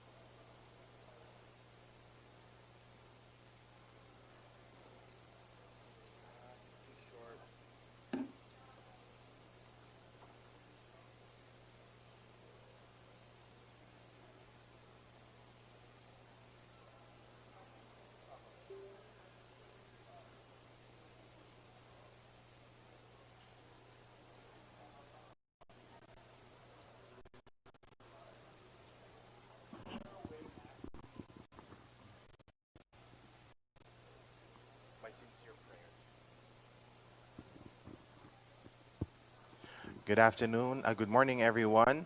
We have 2 minutes before we start our program. Please grab your snacks and come in so we can proceed. Thank you.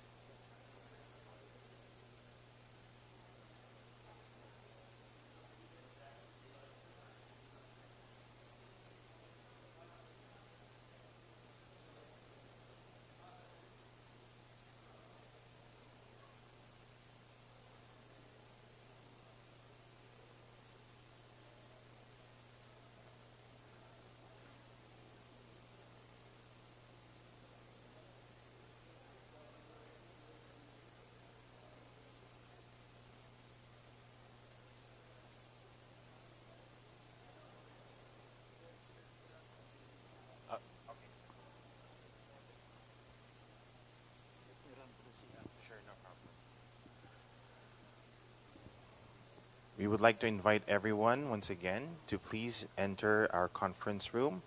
Grab your snacks as we begin the next part of our presentations this morning. Thank you.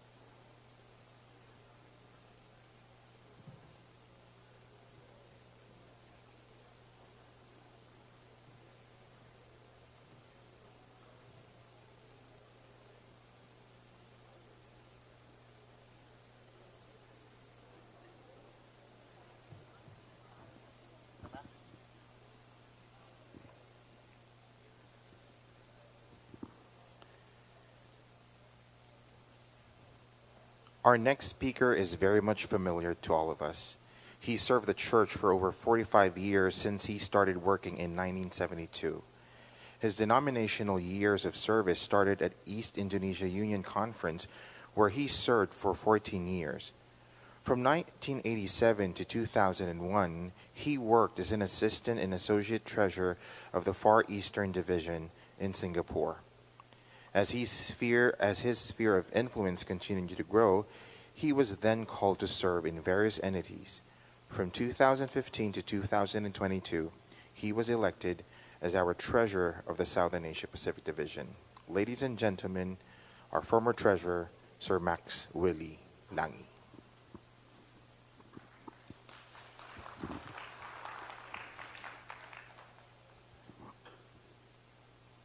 Thank you, Edward, for your good introduction. From that introductions, I can feel that I'm already very old. And I'm glad that I have my attribute and people called me senior citizen. Well, I think maybe I would like to mention or to apologize one thing.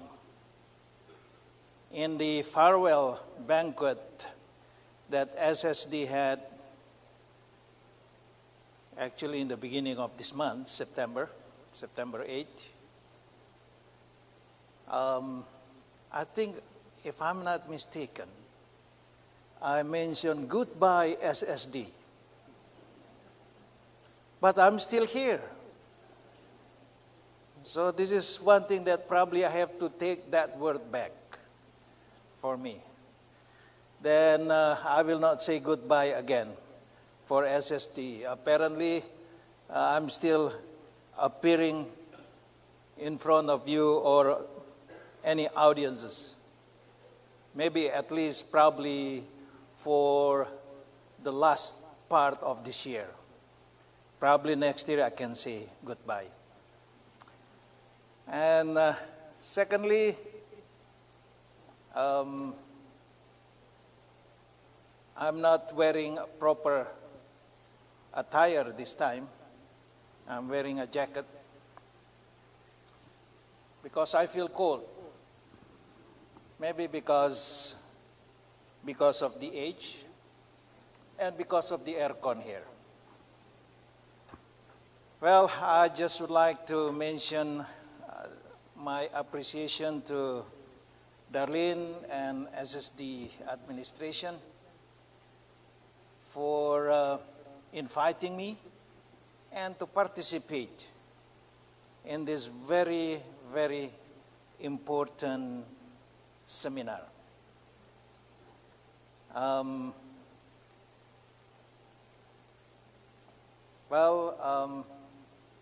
Probably because I was former, as Edward introduced.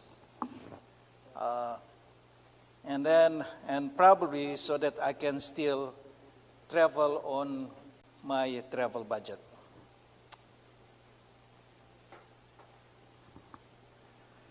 Actually, we have been, Darlene had been discussing to have a kind of division-wide training or seminar like this. But because of the pandemics, it is a kind of postponed and delayed. Thank God that the pandemics is over.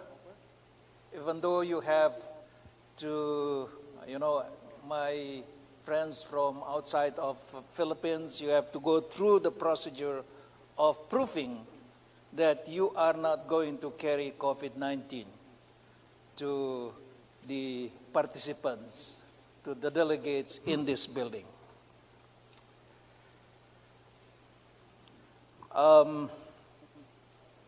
As what was introduced, I have probably, how many years, Edwards, that you said that I worked? Okay, 1997 in the divisions and my overseas services, and I actually started working, I don't know, I forgot whether it was 1972 or 1973. Okay, 45 years? No, almost 50 years. Anyway, it doesn't matter. It doesn't affect me so much. Well, my topic this morning is how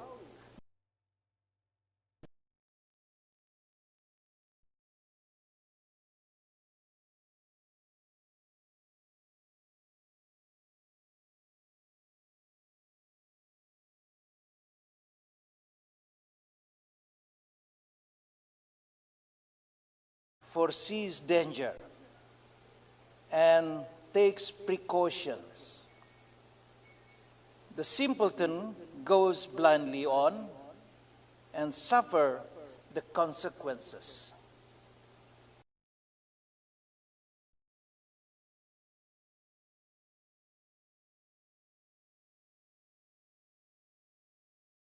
and simpleton. Okay? The prudent, would you call them what? Wise? Okay? The people of wisdom? The wise people. And the other group is simpleton. I don't know how we could translate this, the Bible words, into simpleton, the simple, or probably the foolish, those who are not wise. So those who are not wise, they fail to recognize or to foresee the risk. Are you with me? But those who are wise, they can foresee and do proactively in dealing with the risk. So there are two groups here. So then probably I would like just for you probably to remember there are two things here. Recognize the risk, and you don't fail to recognize the risk. And then the second is foresees the risk. And because of that, you would do precautions things. So failing to do these things, recognize that there are risks, and do proactive things to face the risk. So if you fail to do these things, that means you will be led to a serious consequences. And this is one thing that we don't want to happen. And I guess, Darlene, that is the reasons of this seminar here. Okay? I have this explanation here. Our church organizations and institutions, we have to understand, we have to admit that we encounter many risks, and that can affect the survival and the growth of the organizations. One thing good that our leadership in our organizations try to maintain the survival and also the growth of the organizations. I just went out from the divisions about 2 weeks. But when I came back to the divisions, some people don't know me anymore. Not because they try not to know, but because they are really new. Okay, they are really new. So that means it indicates that this SSD is growing. Okay, and expanding. It's not declining, but expanding. I believe the church organizations in the fields also growing and expanding. I was talking with the treasurer of NMM, not NMM, SMM, Southern Mindanao Mission. And he said, no, now there is a plan that we are going to divide the mission again to becoming 2 missions. Because the work is expanding. The expansions are going on. And this indicates that our leadership in the church actually looking proactively that there are risks, but we continue to survive. We've probably discussed about the assets of the organization that we try to protect. There are two categories that we have in our organizations: the real assets or the real properties and the people. And I think we have been listening to the presentation since yesterday here. And if I would notice, the presentation mostly emphasized on the people, the safety, the protections. I think, of course, there was, a little bit touching on property, but mostly on people, because people are important in the church. Well, the risk management office in the divisions actually dealing with this. To protect people, to protect the organizations, to protect the assets of the organization. I remember, since I joined the divisions in 1977 in Singapore, I remember at that time, the risk management office in Singapore was still a kind of branch office of ARM Inc., Adventist Risk Management Incorporation from the U.S. And I remember the one that is leading out the risk management office in Singapore. I went to Singapore in 1987. A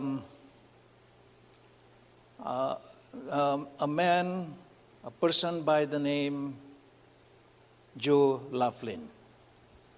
I don't know, maybe I think you don't remember this name, because if he's still alive now, probably he's already in his 90s. Because in 1987, he was already a senior employee, and he was actually employed directly from the risk management office was in the GC. Then I remember the one that replacing him was my friend Edmund Ho. Then we moved to Philippines from 1998. The risk management function was added to the Treasury office, Treasury function. And it is just by chance that I was the one doing that work.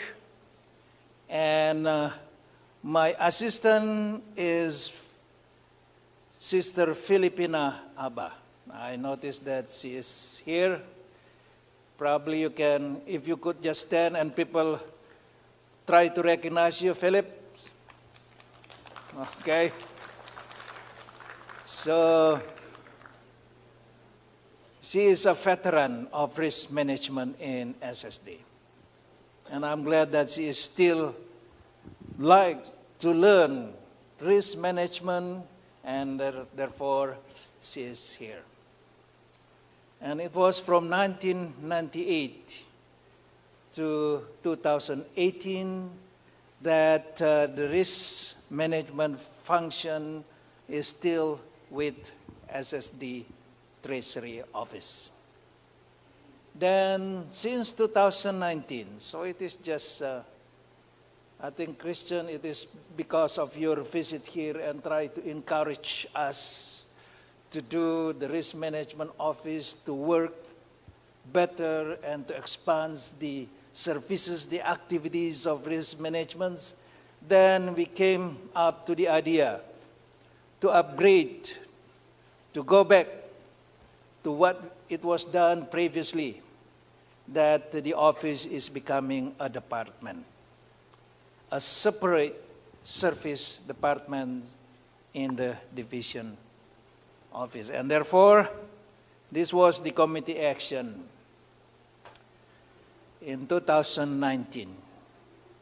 Voted to expand the risk management services of the Division Treasury Department into its own separate Service Department with a director, and it began with a full-time office assistants. And the department, it is the plan that the department will expand over time to implement all risk management function, including risk awareness, identifications, evaluations, control, and financing. As additional staff are needed, they will be self-funded from risk management operations. So now the risk management office is on its own, its departments, and probably in the future it will develop further to be an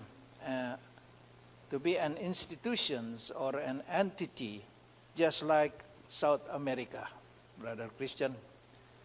So it is the plan that this risk management services in the division will do its function. Well, we know that Brother David probably presented yesterday. He's saying that the ministry of the risk management is actually to protect the ministries, various ministries of the Seventh-day Adventist Church, including insurance and risk management solutions. I would like to point out that the insurance is part of the risk management. In the past, when we hear about risk management, our mind would go to insurance. And it is actually probably correct, but the insurance is part of the risk management. And therefore, we set up the risk management department. Because if it is still a function, one of the function of the treasury, and that means the emphasis is only on the insurance. We are probably selling insurance, maybe, but the risk management is more than insurance. I was talking with Brother Jacins, probably, when was it, Jacin? Yesterday or before?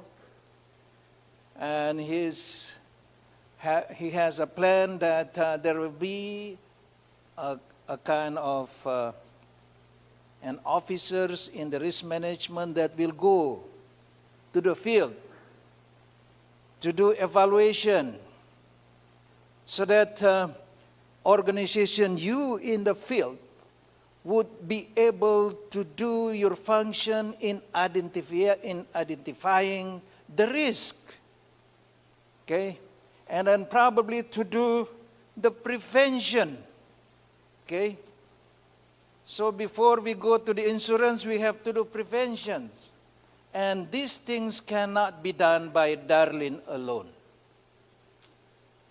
I remember that Brother Christian came with, I think there was one time that you went to all the unions, probably institutions, the big institutions, AUP and I think UNCLAP and UNAI, okay, and then the hospitals, and trying to, to make people aware of the risk.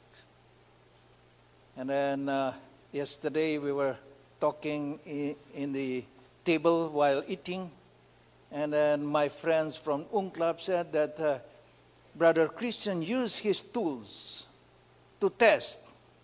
And then he said, you have a risk with your electricity power here. Is it true, Christian? Yeah. And the risk is not small. It is really a big that we need to have a good solution on it. So that is the plan of the Risk Management Office. Because if we depend fully from the office in Brazil, probably we will not cover all Christian. At least we will have somebody here that will help to do that work. That we need to be aware and continue to bring the awareness to you that we face risk.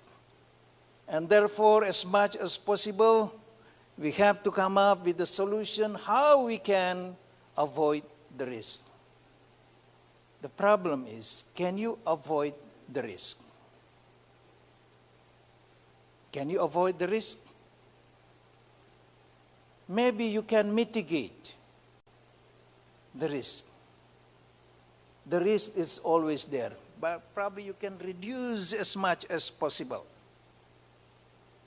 Maybe I will probably show a little bit about the impact of one of the risks that always come to the Philippines. Anyway, the risk actually, we set up the risk management because we have the uncertainty in the future.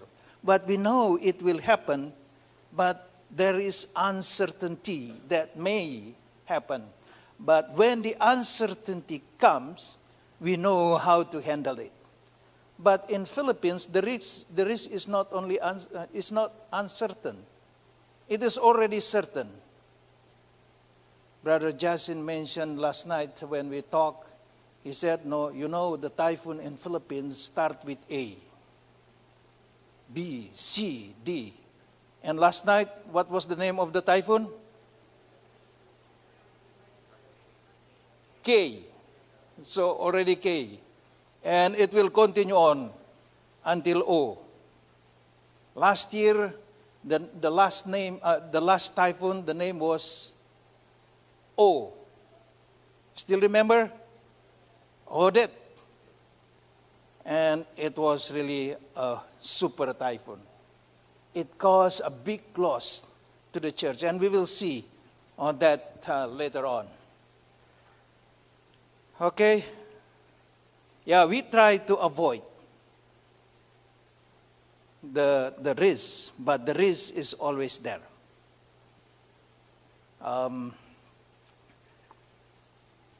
Of course, there are risks that we can still avoid. For example, the electricity. You know, my wife and I went to the doctor in Silang SS, Silang Specialist Hospital, okay? And then we met the doctor, and the doctor said, you know, one thing that we cannot avoid is your age. Your age continue on. You becoming older and older and older. That one we cannot avoid. Then I remember that we were talking yesterday about the cable, the electricity cable. Okay? I think the technician said that the electrical cable probably can be used probably only 10 years. It is just like the same as my vein here. Okay? The doctor said, you have to take amlodipine for life. You know what amlodipine is? That is the medicine for BP, huh? And the amlodipine is a kind to mitigate little bit, to reduce little bit of the risk. If I don't take amlodipine, my vein, is already hard. So take amlodipine so that the blood can become little bit lighter. So the BP can be controlled. So I cannot avoid the age anymore, but the risk can be controlled. As much as possible, the risk can be mitigated. Okay, let me see if I have some that I would like to present here. Oh yeah, okay. I have these, I found it in the Google last night, the hierarchy of control. There are risks that you can eliminate or probably substitute. The electricity cable that is becoming old, you can eliminate the risk by replacing the cable. And as much as possible can also do some engineering control and administrative control. Well, I am surprised to see that the administrative controls and engineering control is considered as least effective. But probably because the administrative control is only reminding. People will go to do survey and evaluation and reminding and giving recommendation. The problem is, are you going to implement the recommendations that the team came and then presented to you? So it is considered as least effective, but at least a kind of reminder. So if there are incidents happens, then the administration would point at you. You didn't do a good job. I remember the incidents happened in, Darlene, what hospital is that? Not Tacloban. Calbayog, okay. My friends from Central Philippines are here, okay. And probably there are a few coming from Calbayog Hospital. Is there somebody from Calbayog Hospital here? If they are not here, they lost the opportunity. The incidents happen in Calbayog Hospital. I think there are at least 2 or 3 things that I can remember, that I can visualize. First is, the cause is the electricity. Was it because of electrical short? Because of the electrical short. My imagination is the cable. Okay? Old installation that need to be replaced. And then secondly, I remember that they are very protective. We need to protect, but they are very protective. The doors are really, locked from, I don't know whether from outside or from inside, with many doors locked. And when the incident happened, the people inside could not go out. When the smoke actually, so much breathed in by the people, you will be confused. And you don't know where the key that you put and then go to open the door. So that is my initial reaction on the incident happens in Bacolod. Let me see if I can go back now. Well, I think we will just continue on. No, I have to go back.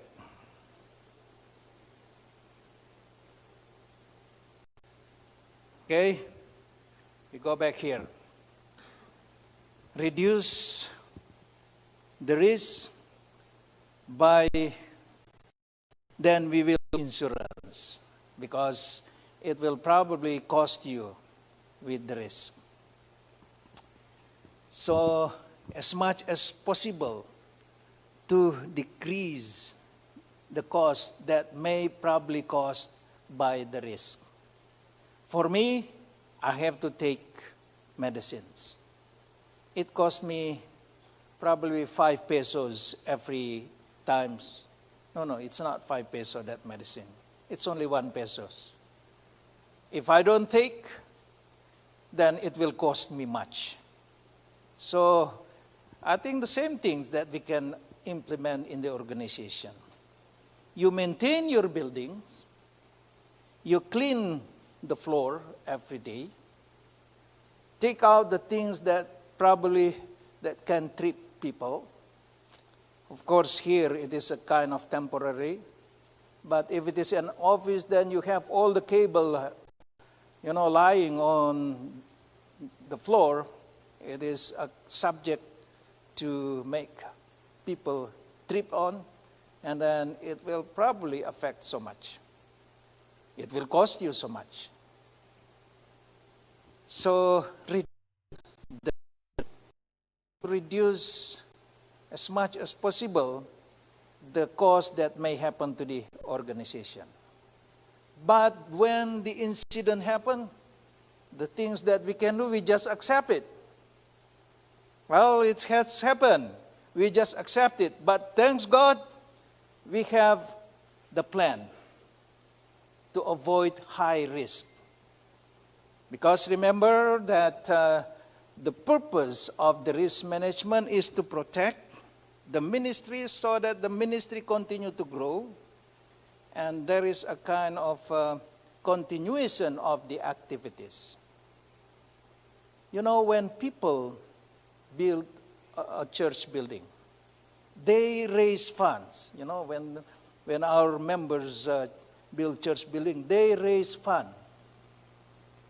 And I remember in some of the churches, sometimes it took them 10 years or even 20 years to build a big, beautiful church building. 10 years to build a beautiful church buildings. What happened if an incident happened, a fire? I was trying to browse on Google last night, and I found so many incidents about the fire of the big churches in the world.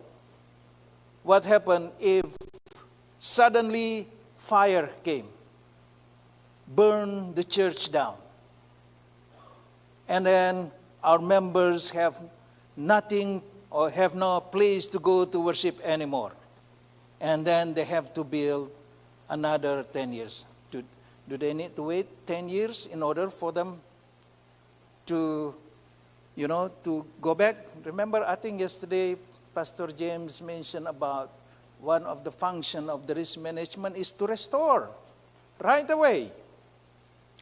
To restore right away. So, because of that, and there is the insurance program that you pay not so much. Sometimes I talk with my colleagues from the field. They will say, the insurance premium is so high, we cannot afford, our budget is so small. Well, we can understand that the problems with the cost of the insurance premium. But you can consider if one time that the facility is gone because of the typhoon and because of the fire, then the facilities has no more there, and you have to wait more years to build. Okay. Do I have only 5 minutes left? Well, you said 10 minutes, huh? 40 minutes. Okay. Let me show you one of the work that actually Darlene is doing doing it every day. one of her responsibilities. Let me see, it doesn't come out.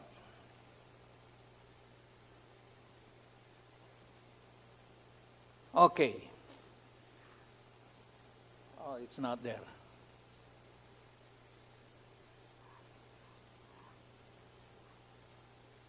Okay, it's not there. Ton, can you help me? Okay. JD. But John Dean is just the same as JD. Okay. Oh, not yet. Still there.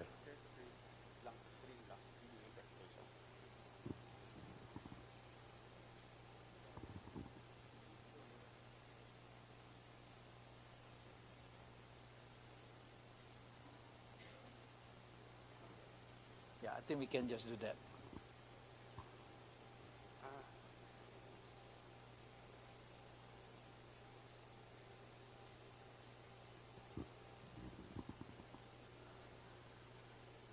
Okay, while John Dean is trying to help me, this is actually about the loss that we have because of the Typhoon Odette. And it was in December last year.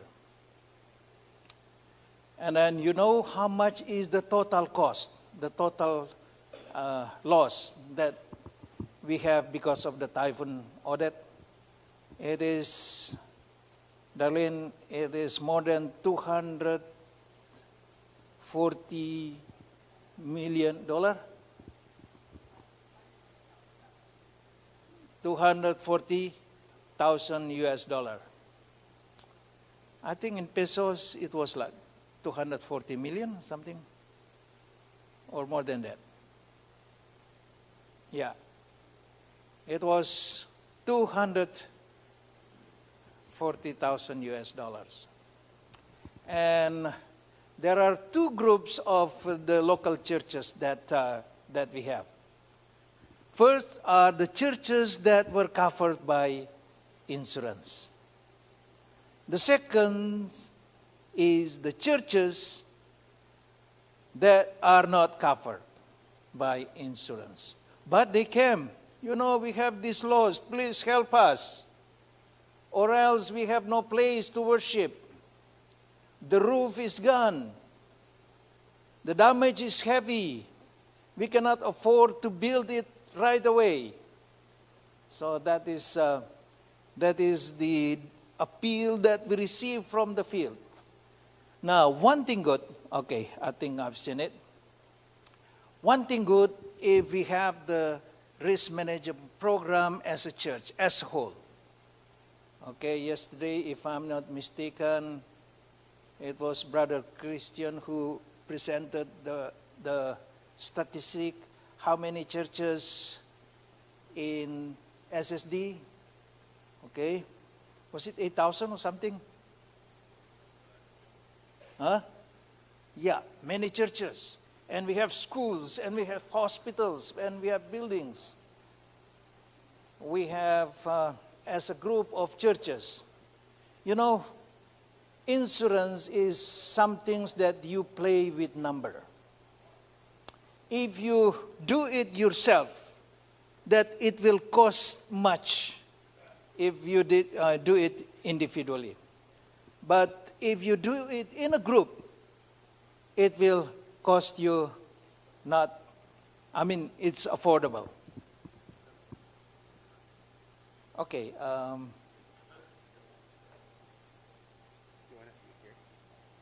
Yes, okay, so I can control. Okay.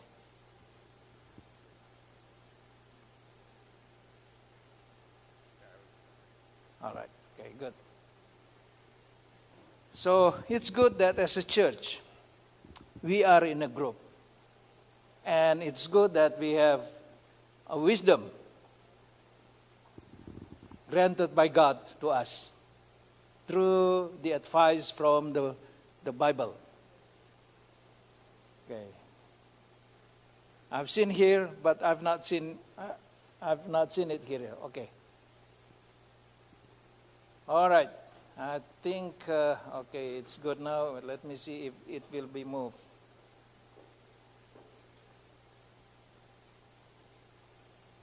Okay. So these are the list of audit claims that we received in the division office. Long list? Okay. This is from SPUC. I thought audit happens only in Central, but it went to SPUC. The loss is about 42 million pesos.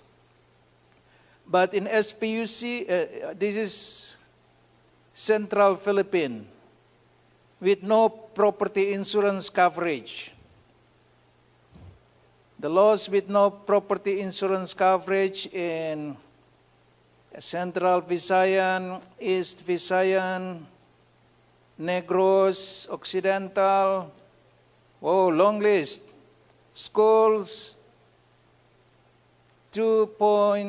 almost 2.7 million. No coverage.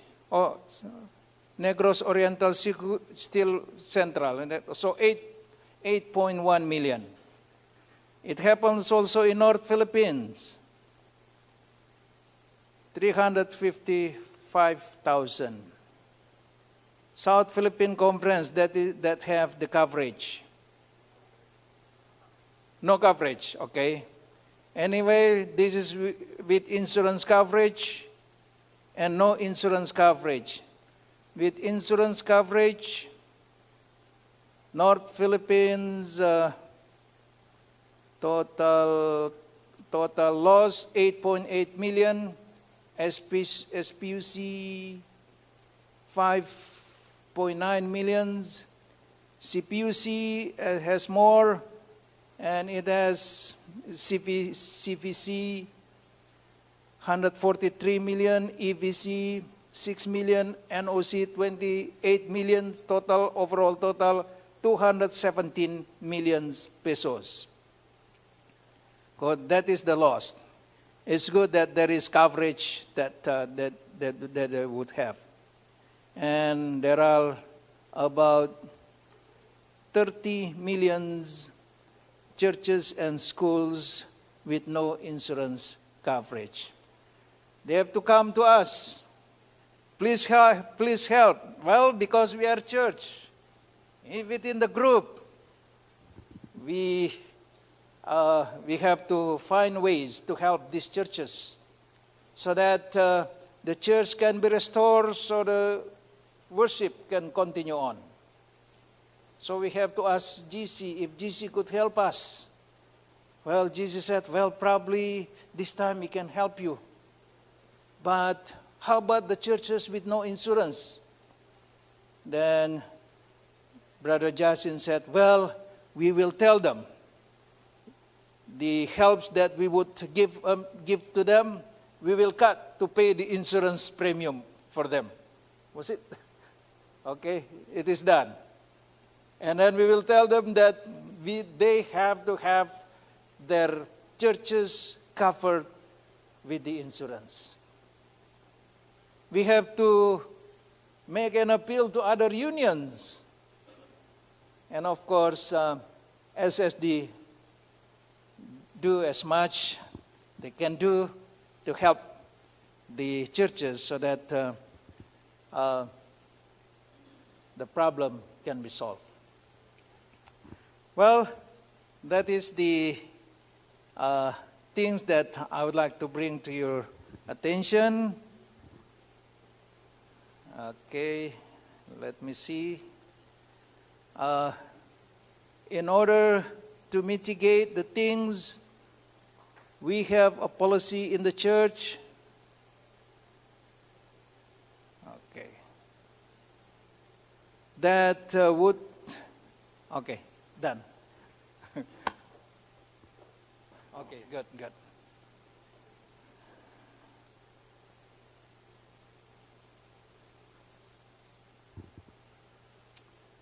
Okay, to small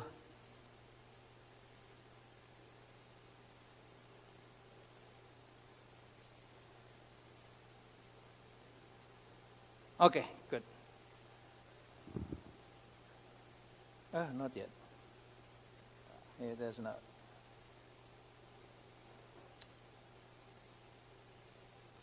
Okay.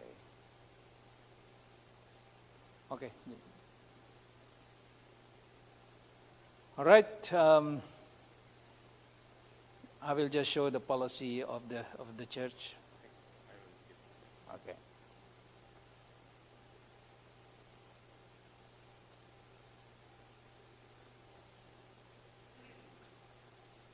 I think wrong screen. Ton. Okay, good. This is good screen. Thank you so much. Thank you for the technology. All right. Okay. Let me present to you some of the policy here. Oh, sorry. I have this.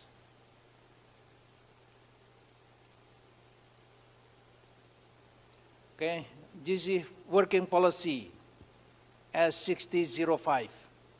That it is the responsibility of finance officers. So this is finance groups to do a kind of adequate maintenance and also adequate insurance coverage for all assets.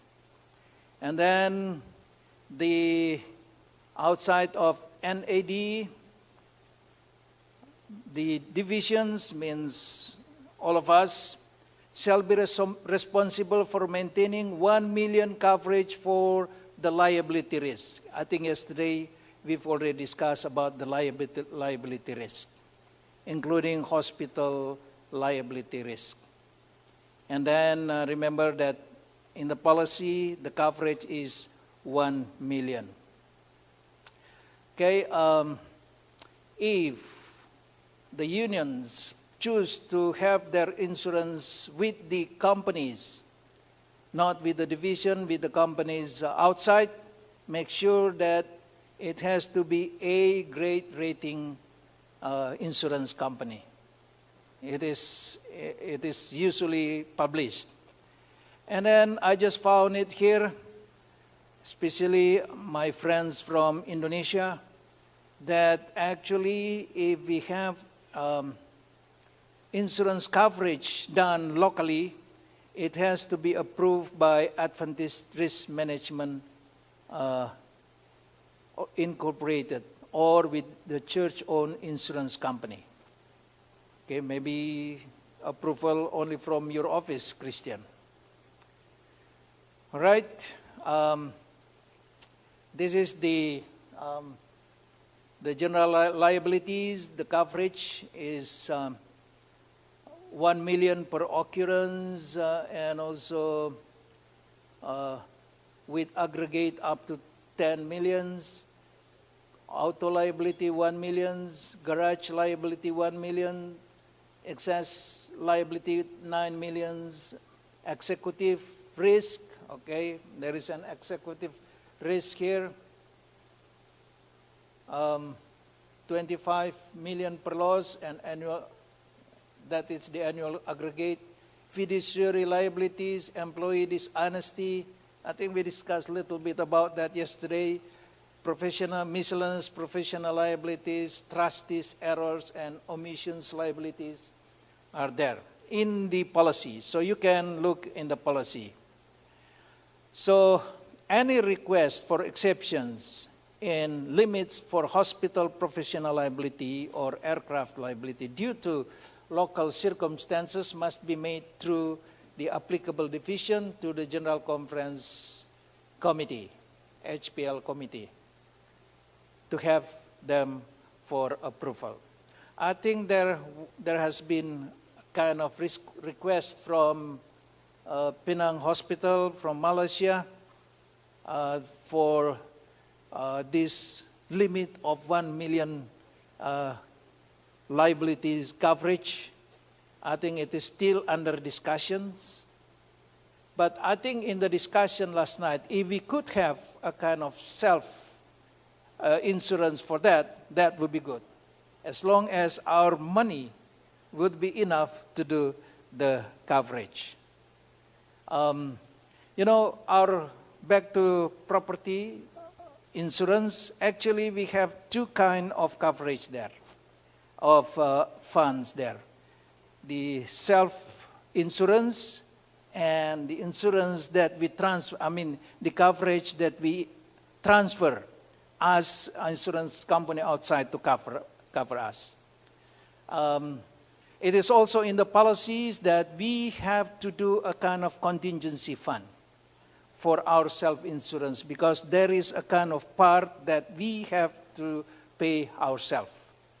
So in the division, we have the self-insurance that we keep, because loss that is below 50,000 US dollars, it is paid from our self-insurance.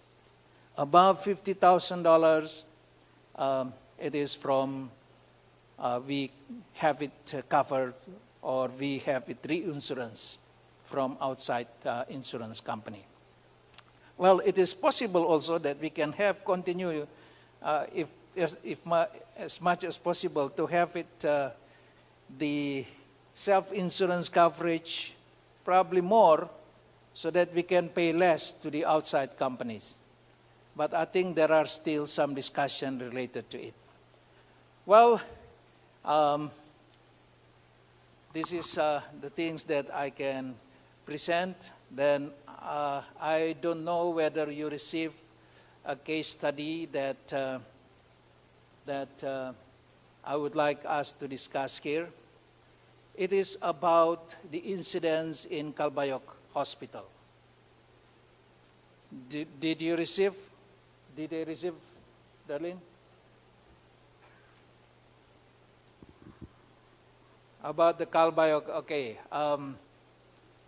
Edwards, how long can I go? Huh?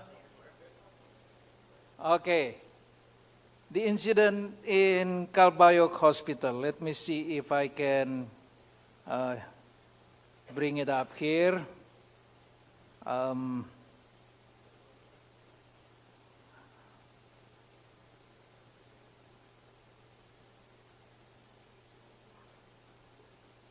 Okay, maybe I cannot.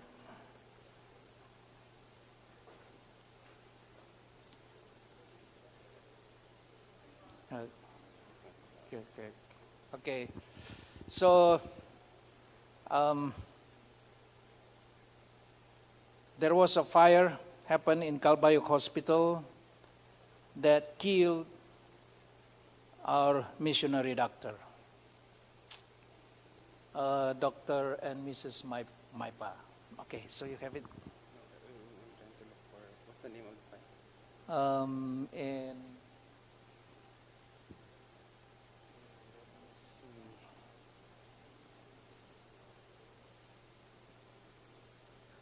okay, 5 minutes. Okay, anyway, 5 minutes. Actually, I actually in the case study that I would like you to do a kind of analysis of what happened, and then to recommend kind of solutions so that these things will not happen again, or if this happen, the risk, the loss would not be so much. So let me see if, okay, this one. Okay. Maybe you can probably, we can read it during the question and answer, Darlene.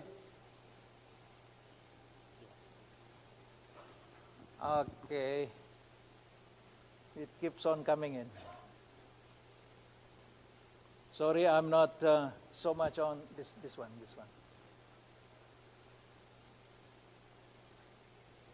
Okay, make it big.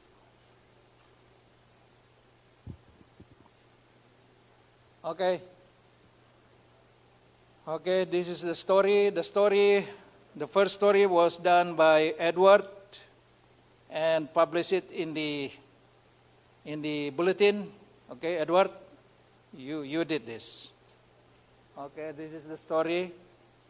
This is a good story that you can read. I'm not going to read. And then this is the case study that I would like you to do. It has been always a tendency that personal and property coverage would have the administration attention during the renewal process. That is the things. Because when you actually from CPUC send kind of this claim to us, Dr. Maipa has no more coverage. No more coverage, even this life insurance coverage. And because of that, Risk Management Office recommend to the Executive Committee that the policy should be there. Those who fail to have their employee covered with life insurance, they have to pay in full from their operating budget. Okay? So that was the policy, Darlene. Okay? So you are required to analyze the issues and recommend better risk control as a whole. Okay? So my time is up. And please read. And if you could probably submit through, I don't have that QR code, but as much as possible, if you could send probably to Darlene your recommendations. Maybe also the analysis that you can visualize from these incidents so that we can minimize, we can mitigate as much as possible the worst thing that may happen to us as organizations, the name as organizations, and also to protect the assets of the organization. Okay, I think that's all what I can present this morning. Thank you so much for your taking a note and probably your attentions. I believe by God's grace, we can benefit so much from this kind of risk management seminar. God bless you.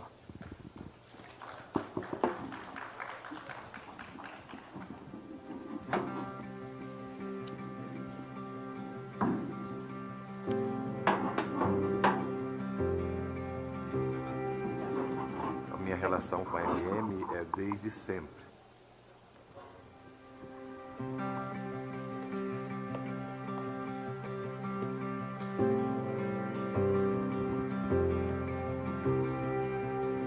A minha relação com a RM é desde sempre.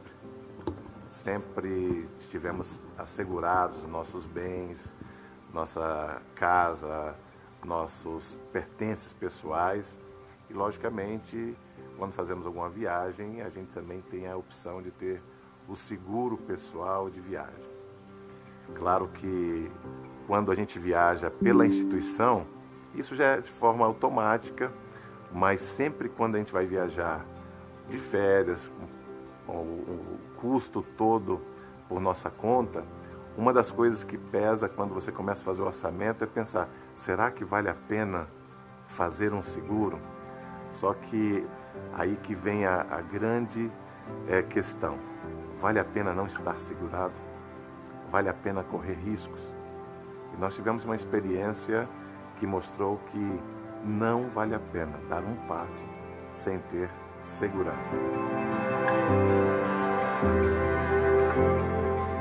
Recentemente nós tivemos em viagem de férias, eu e minha esposa, nos Estados Unidos, e eu confesso que essa questão veio à minha mente.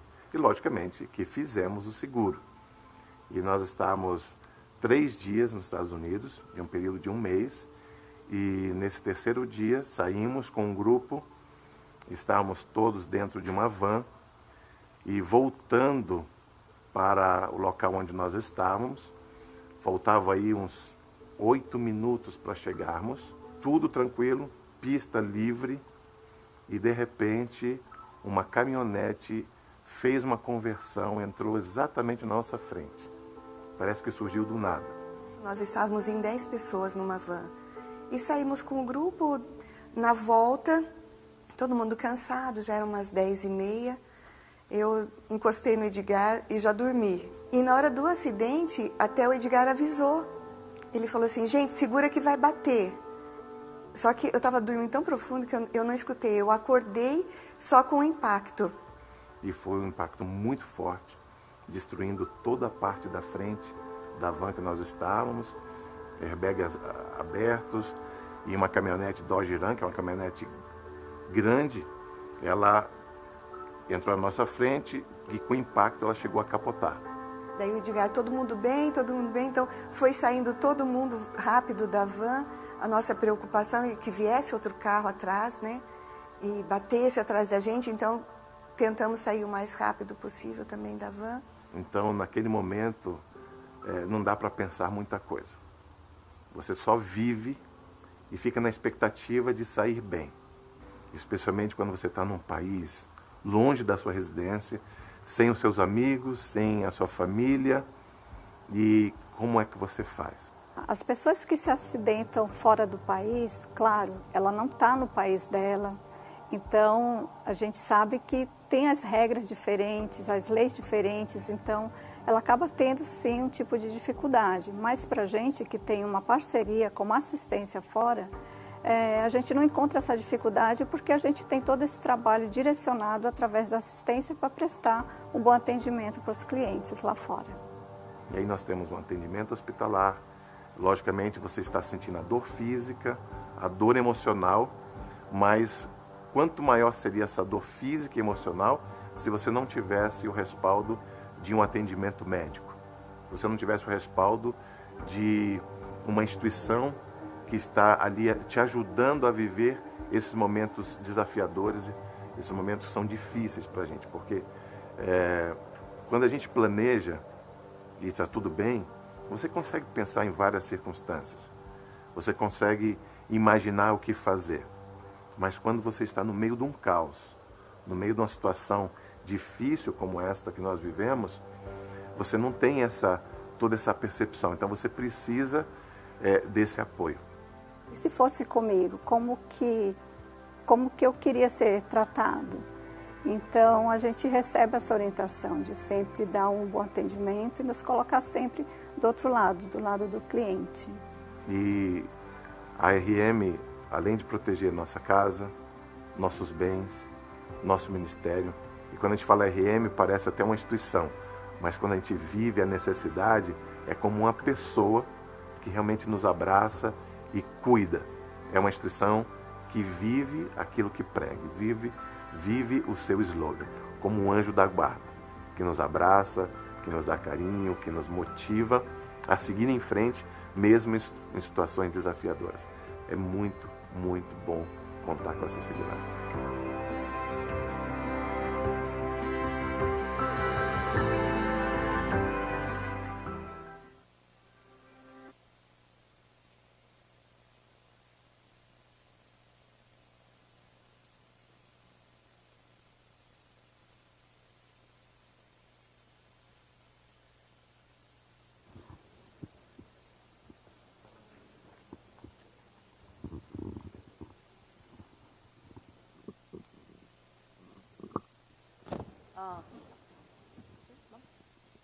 Hello?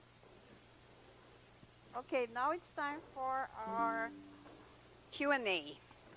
Have you all submitted your questions, or have you submitted through the QR code? Oh, there is a lot of questions. A lot of questions here. We need to, the Paulinists have to be here upstairs? Good. Upstairs, I'm sorry, upstage. Okay, just the two of you presented Yes, today. this time. And how about Max? Where's Sir Max? I think that the questions are related more. Oh, okay, to it's more product. related to Our presentations. Okay, first question. What if a worker has a personal effect baggage insurance and was being stolen for having shopping in a mall and it is not on his territory? Is this covered by the insurance? PB.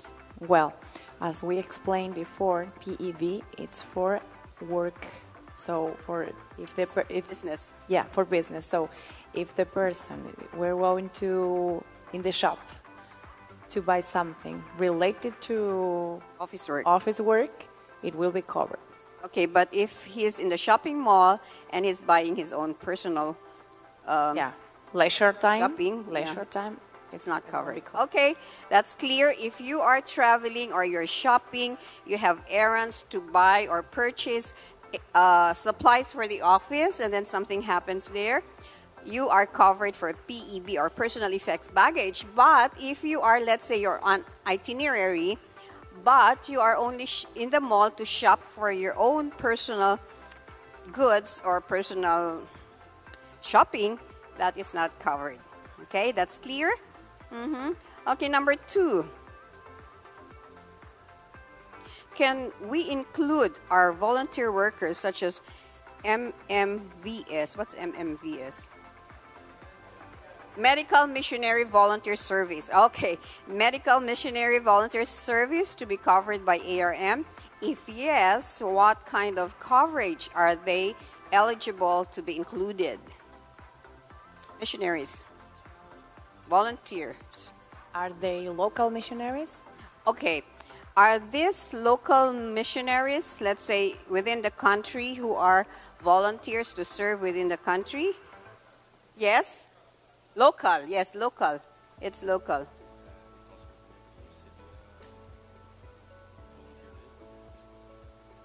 Yes, we have a product. It's volunteer labor. They can apply. Maybe we can share more information with you after that. That it's special for these volunteers. If they are volunteers, if they're not receiving money for that. Okay, is this long-term volunteers or is this only short-term volunteers? Long-term volunteers, it is covered. Okay, there is cover. Short-term and long-term, there is. Yes. Volunteers. Yes, for short-term, they can apply for. Or 6 months, they can apply. Let's say 1 month, 1 year, still. Will we have? Yes, I think that. Yeah, okay. Volunteer labor could apply. From 6 months to 1 year, there is cover. But under volunteer labor. Volunteer labor. Yes, sir.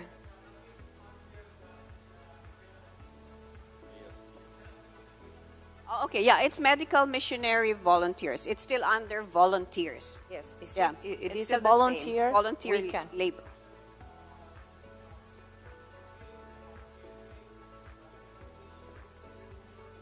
Can you have a mic for them?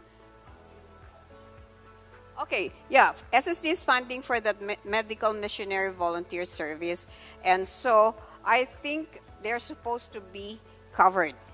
They should be covered. Okay, we will work with the health ministries because they were saying the health ministries department of SST is the one that calls this medical missionary volunteers. Okay. So we'll work with the. We can work and have a discussion after with him to understand the whole. What he's saying is it is a function or an endeavor of SSD Health Ministries Department. So we have to work with them. Okay. Okay, but there is supposed to be. But if it hasn't been done, we will work with the health ministries if they are the ones who are getting these volunteers. Okay? Okay, so answered? Satisfied? Let's go to the third. AD&D. What is temporary total disability? Well, it's the time that will take to have a rehabilitation. If someone has an accident and they need, for example, 1 year to recover, and this is covered under this benefit. Okay. There is a benefit. Okay. This is for AD&D. Remember, AD&D is basically for accidents. So if somebody figures an accident and is temporarily disabled, there is cover, they said. Just remember that it's going to be 26 weeks of this benefit. Oh, okay. Only 26 weeks benefit for disability. So at least there is something. Okay? It's not, but it's, let's say the scenario is that he's permanently disabled. That's a different story. This is another benefit. Okay. But it's This not is with not- AD&D. Yes, but it's Still. not total disability. It's another one. Oh, okay. Okay. So there is, can you explain on that? What, in case of that scenario where there's a longer rehabilitation or disability period? AD&D will have coverage for death, for accidental death, and dismemberment. Oh, It's it related with a dismemberment. The person will be reimbursed to the limit that they contracted. Okay. Okay, there you go. So, are you clear on that, or you have follow-up questions on that one? Okay, looks like everybody's clear on that. Okay, the next question is, we have AD&D and Global Life, but we have to receive one benefit from both programs, right? Right now, do we need to have both, or what is mandatory? Well, we can work together in that response Okay. and answer. Okay, you want me to? Okay, if you have Global Life, that means you are covered for death with any costs, right? And if you have AD&D, you are only covered for accidental death, death due to accident. Okay, and in a way, you also have medical benefits in case you are just hospitalized, but up to a maximum of $500 for And dismemberment. and dismemberment is up to $500 also. Now, you're asking, you have both AD&D and Global Life, okay? If, unfortunately, you figured in an accident and you did not make it, okay? You have AD&D. For sure, you are covered. And then you have Global Life. For sure, you are covered. You get both. So if you have AD&D and you have Global Life, you get both benefits. Okay? Okay, if you die due to accident. Okay, but if unfortunately you passed away due to illness, you only get Global Life. You don't get AD&D, okay? Okay, that's the difference. Okay, you need to add on. Yeah, actually you will not give anything. Your family will give it. I'm sorry. Yes, that's right. I'm sorry. Your beneficiary will be the one to benefit, not you, because you're already gone. I'm just Of course. kidding. Thank you for That's that. another scenario, an example. If you are traveling with under STT, like outside the country, and something happened, if the person, if the employee they die for an illness, just Global Life have coverage.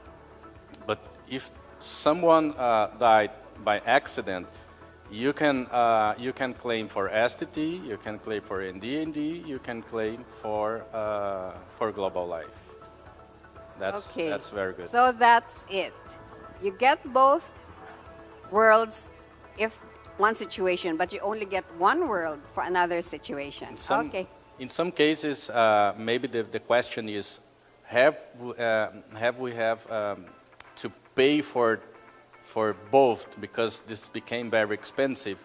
But you have to know that this is a different coverage. If you want just the coverage for a life insurance, is Global Life. Whatever is the cost, they covered. But if something happened by accident, and then you have coverage by the medical expenses, and also you have one more coverage, like one more payment for in case of somebody dead. Then I think they are asking if we have to pay for both. Yeah, this is better if you pay for both, because you have better coverage. Okay, clear on that? No follow-up questions? Okay.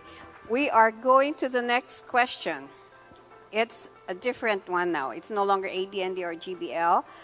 With the householder insurance, can I file a claim for my car because my dog chewed on the underneath wirings, the mudguard, and the tires while it was parked on our garage?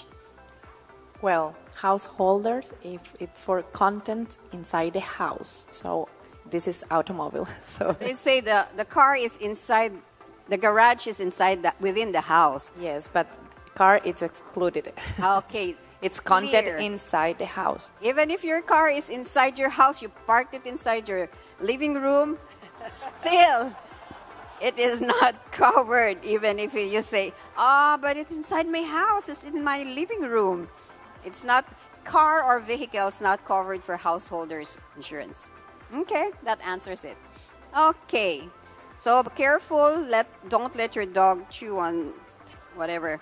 Okay, next number, it was stressed that ARM is founded to support the church ministries and not selling insurance products. Does that mean we shall pay more when we have to be similarly insured if we were to go to insurer underwriter directly? What is generally the difference in price cost between products carried by ARM and those that are offered by top insurers out there? My question will be maybe a little bit not so good acceptable, but the main difference between ARM and between the market is church. We work for the church. Money belongs to the church. I think when we think about this one, we are trying to negotiate with what the church is doing. If we work for the church, we have to trust in the church. I'm sorry about my answer, but sometimes we want to compare church with the market.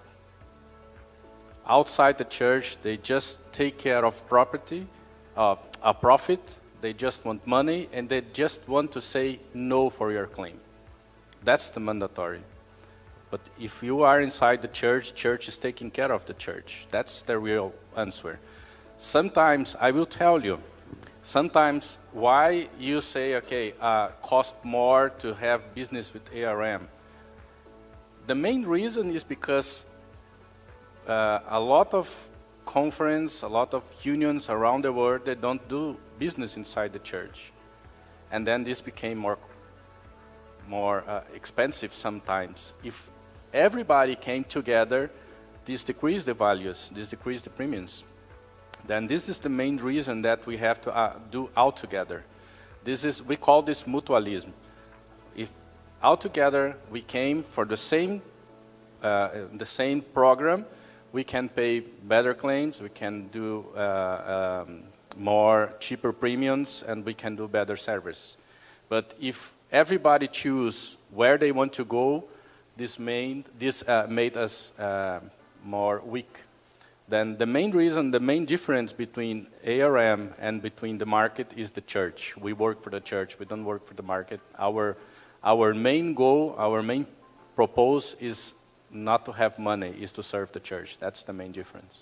Okay, the main purpose for us in the church is we work together, we support each other, we help each other.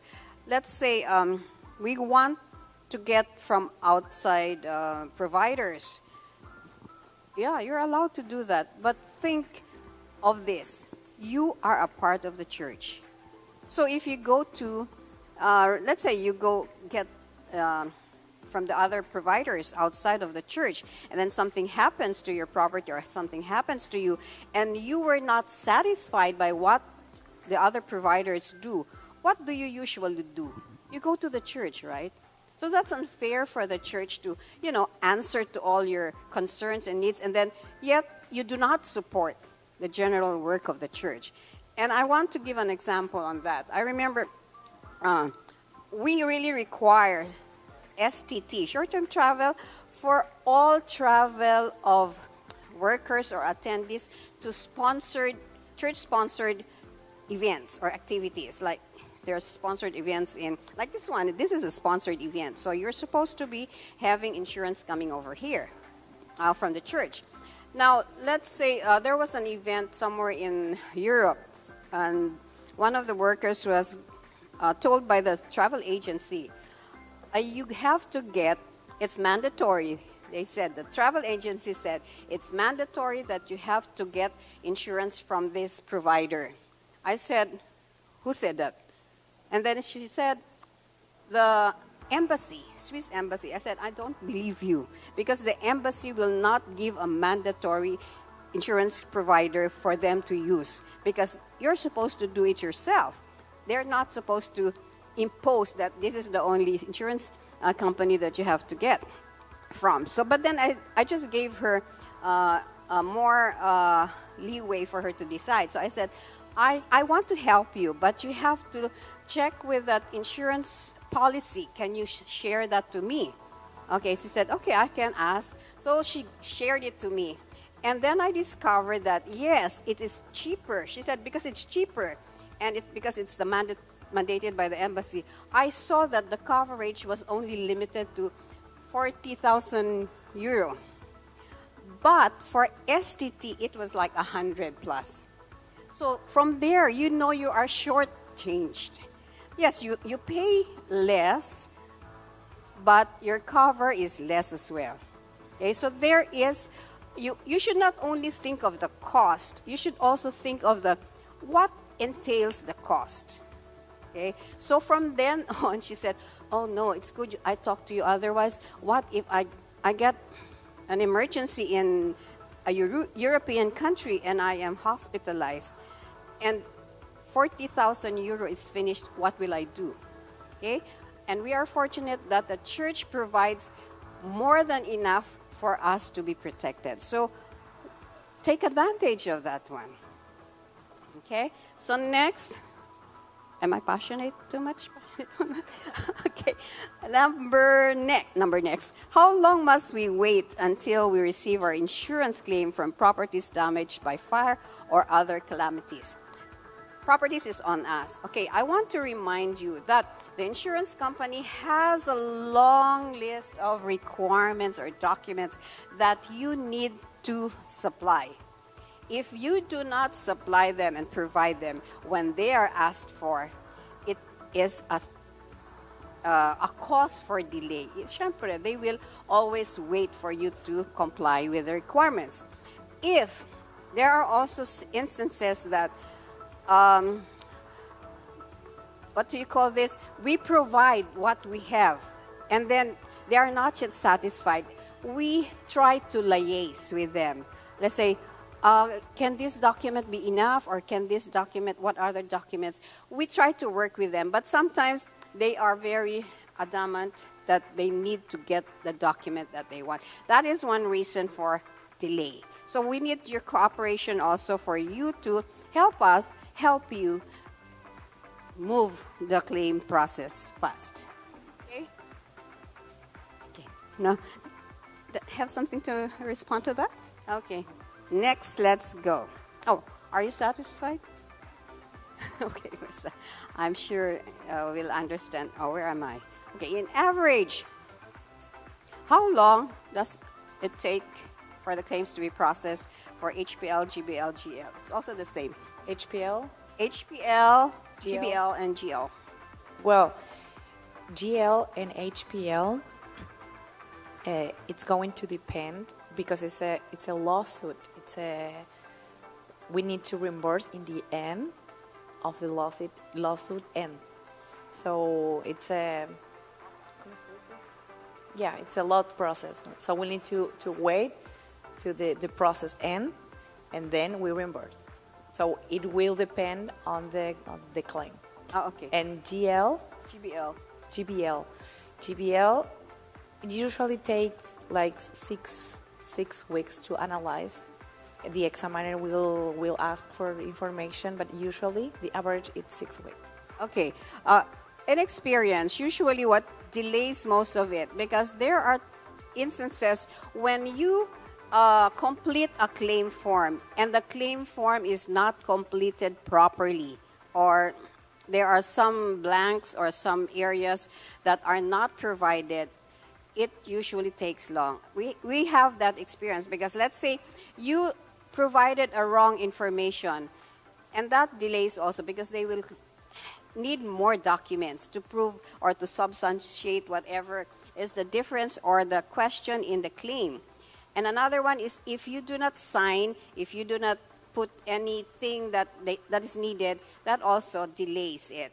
But usually what happens is if you do not have the documents ready yet, please submit still the claim form to open the process. And then we can, push for the process to be finalized. But if ever, because there are some instances like this, a claim form is submitted, or we are informed that a claim is forthcoming, but there is no documents. So that's another point for delay. So make sure whenever you send in documents, make sure that whatever is needed, do it right away. Okay? I think we need to go somewhere. Okay. Do we need to buy both for GBL and AD&D if we do not have enough budget? Is this a requirement for auditing or not? You want me to answer? Okay. This is GBL and AD&D. For SSD, we had recently, I think 2020 or 2021, where GBL or life insurance has become mandatory by policy. Okay? And AD&D became recommendatory based on the risk exposure of the worker. Previously it was AD&D that was mandatory and life insurance or GBL was not mandatory. Now it is mandatory. And in the policy it says if the employing organization does not buy GBL for the worker and something happens to the worker and unfortunately the worker passes away, it is the responsibility of the employing organization to compensate for what he should have received if he had or she had life insurance with the church. You are mandated to pay them with the minimum that was required for life insurance. So I get this response. I say, we will just save for if anything happens.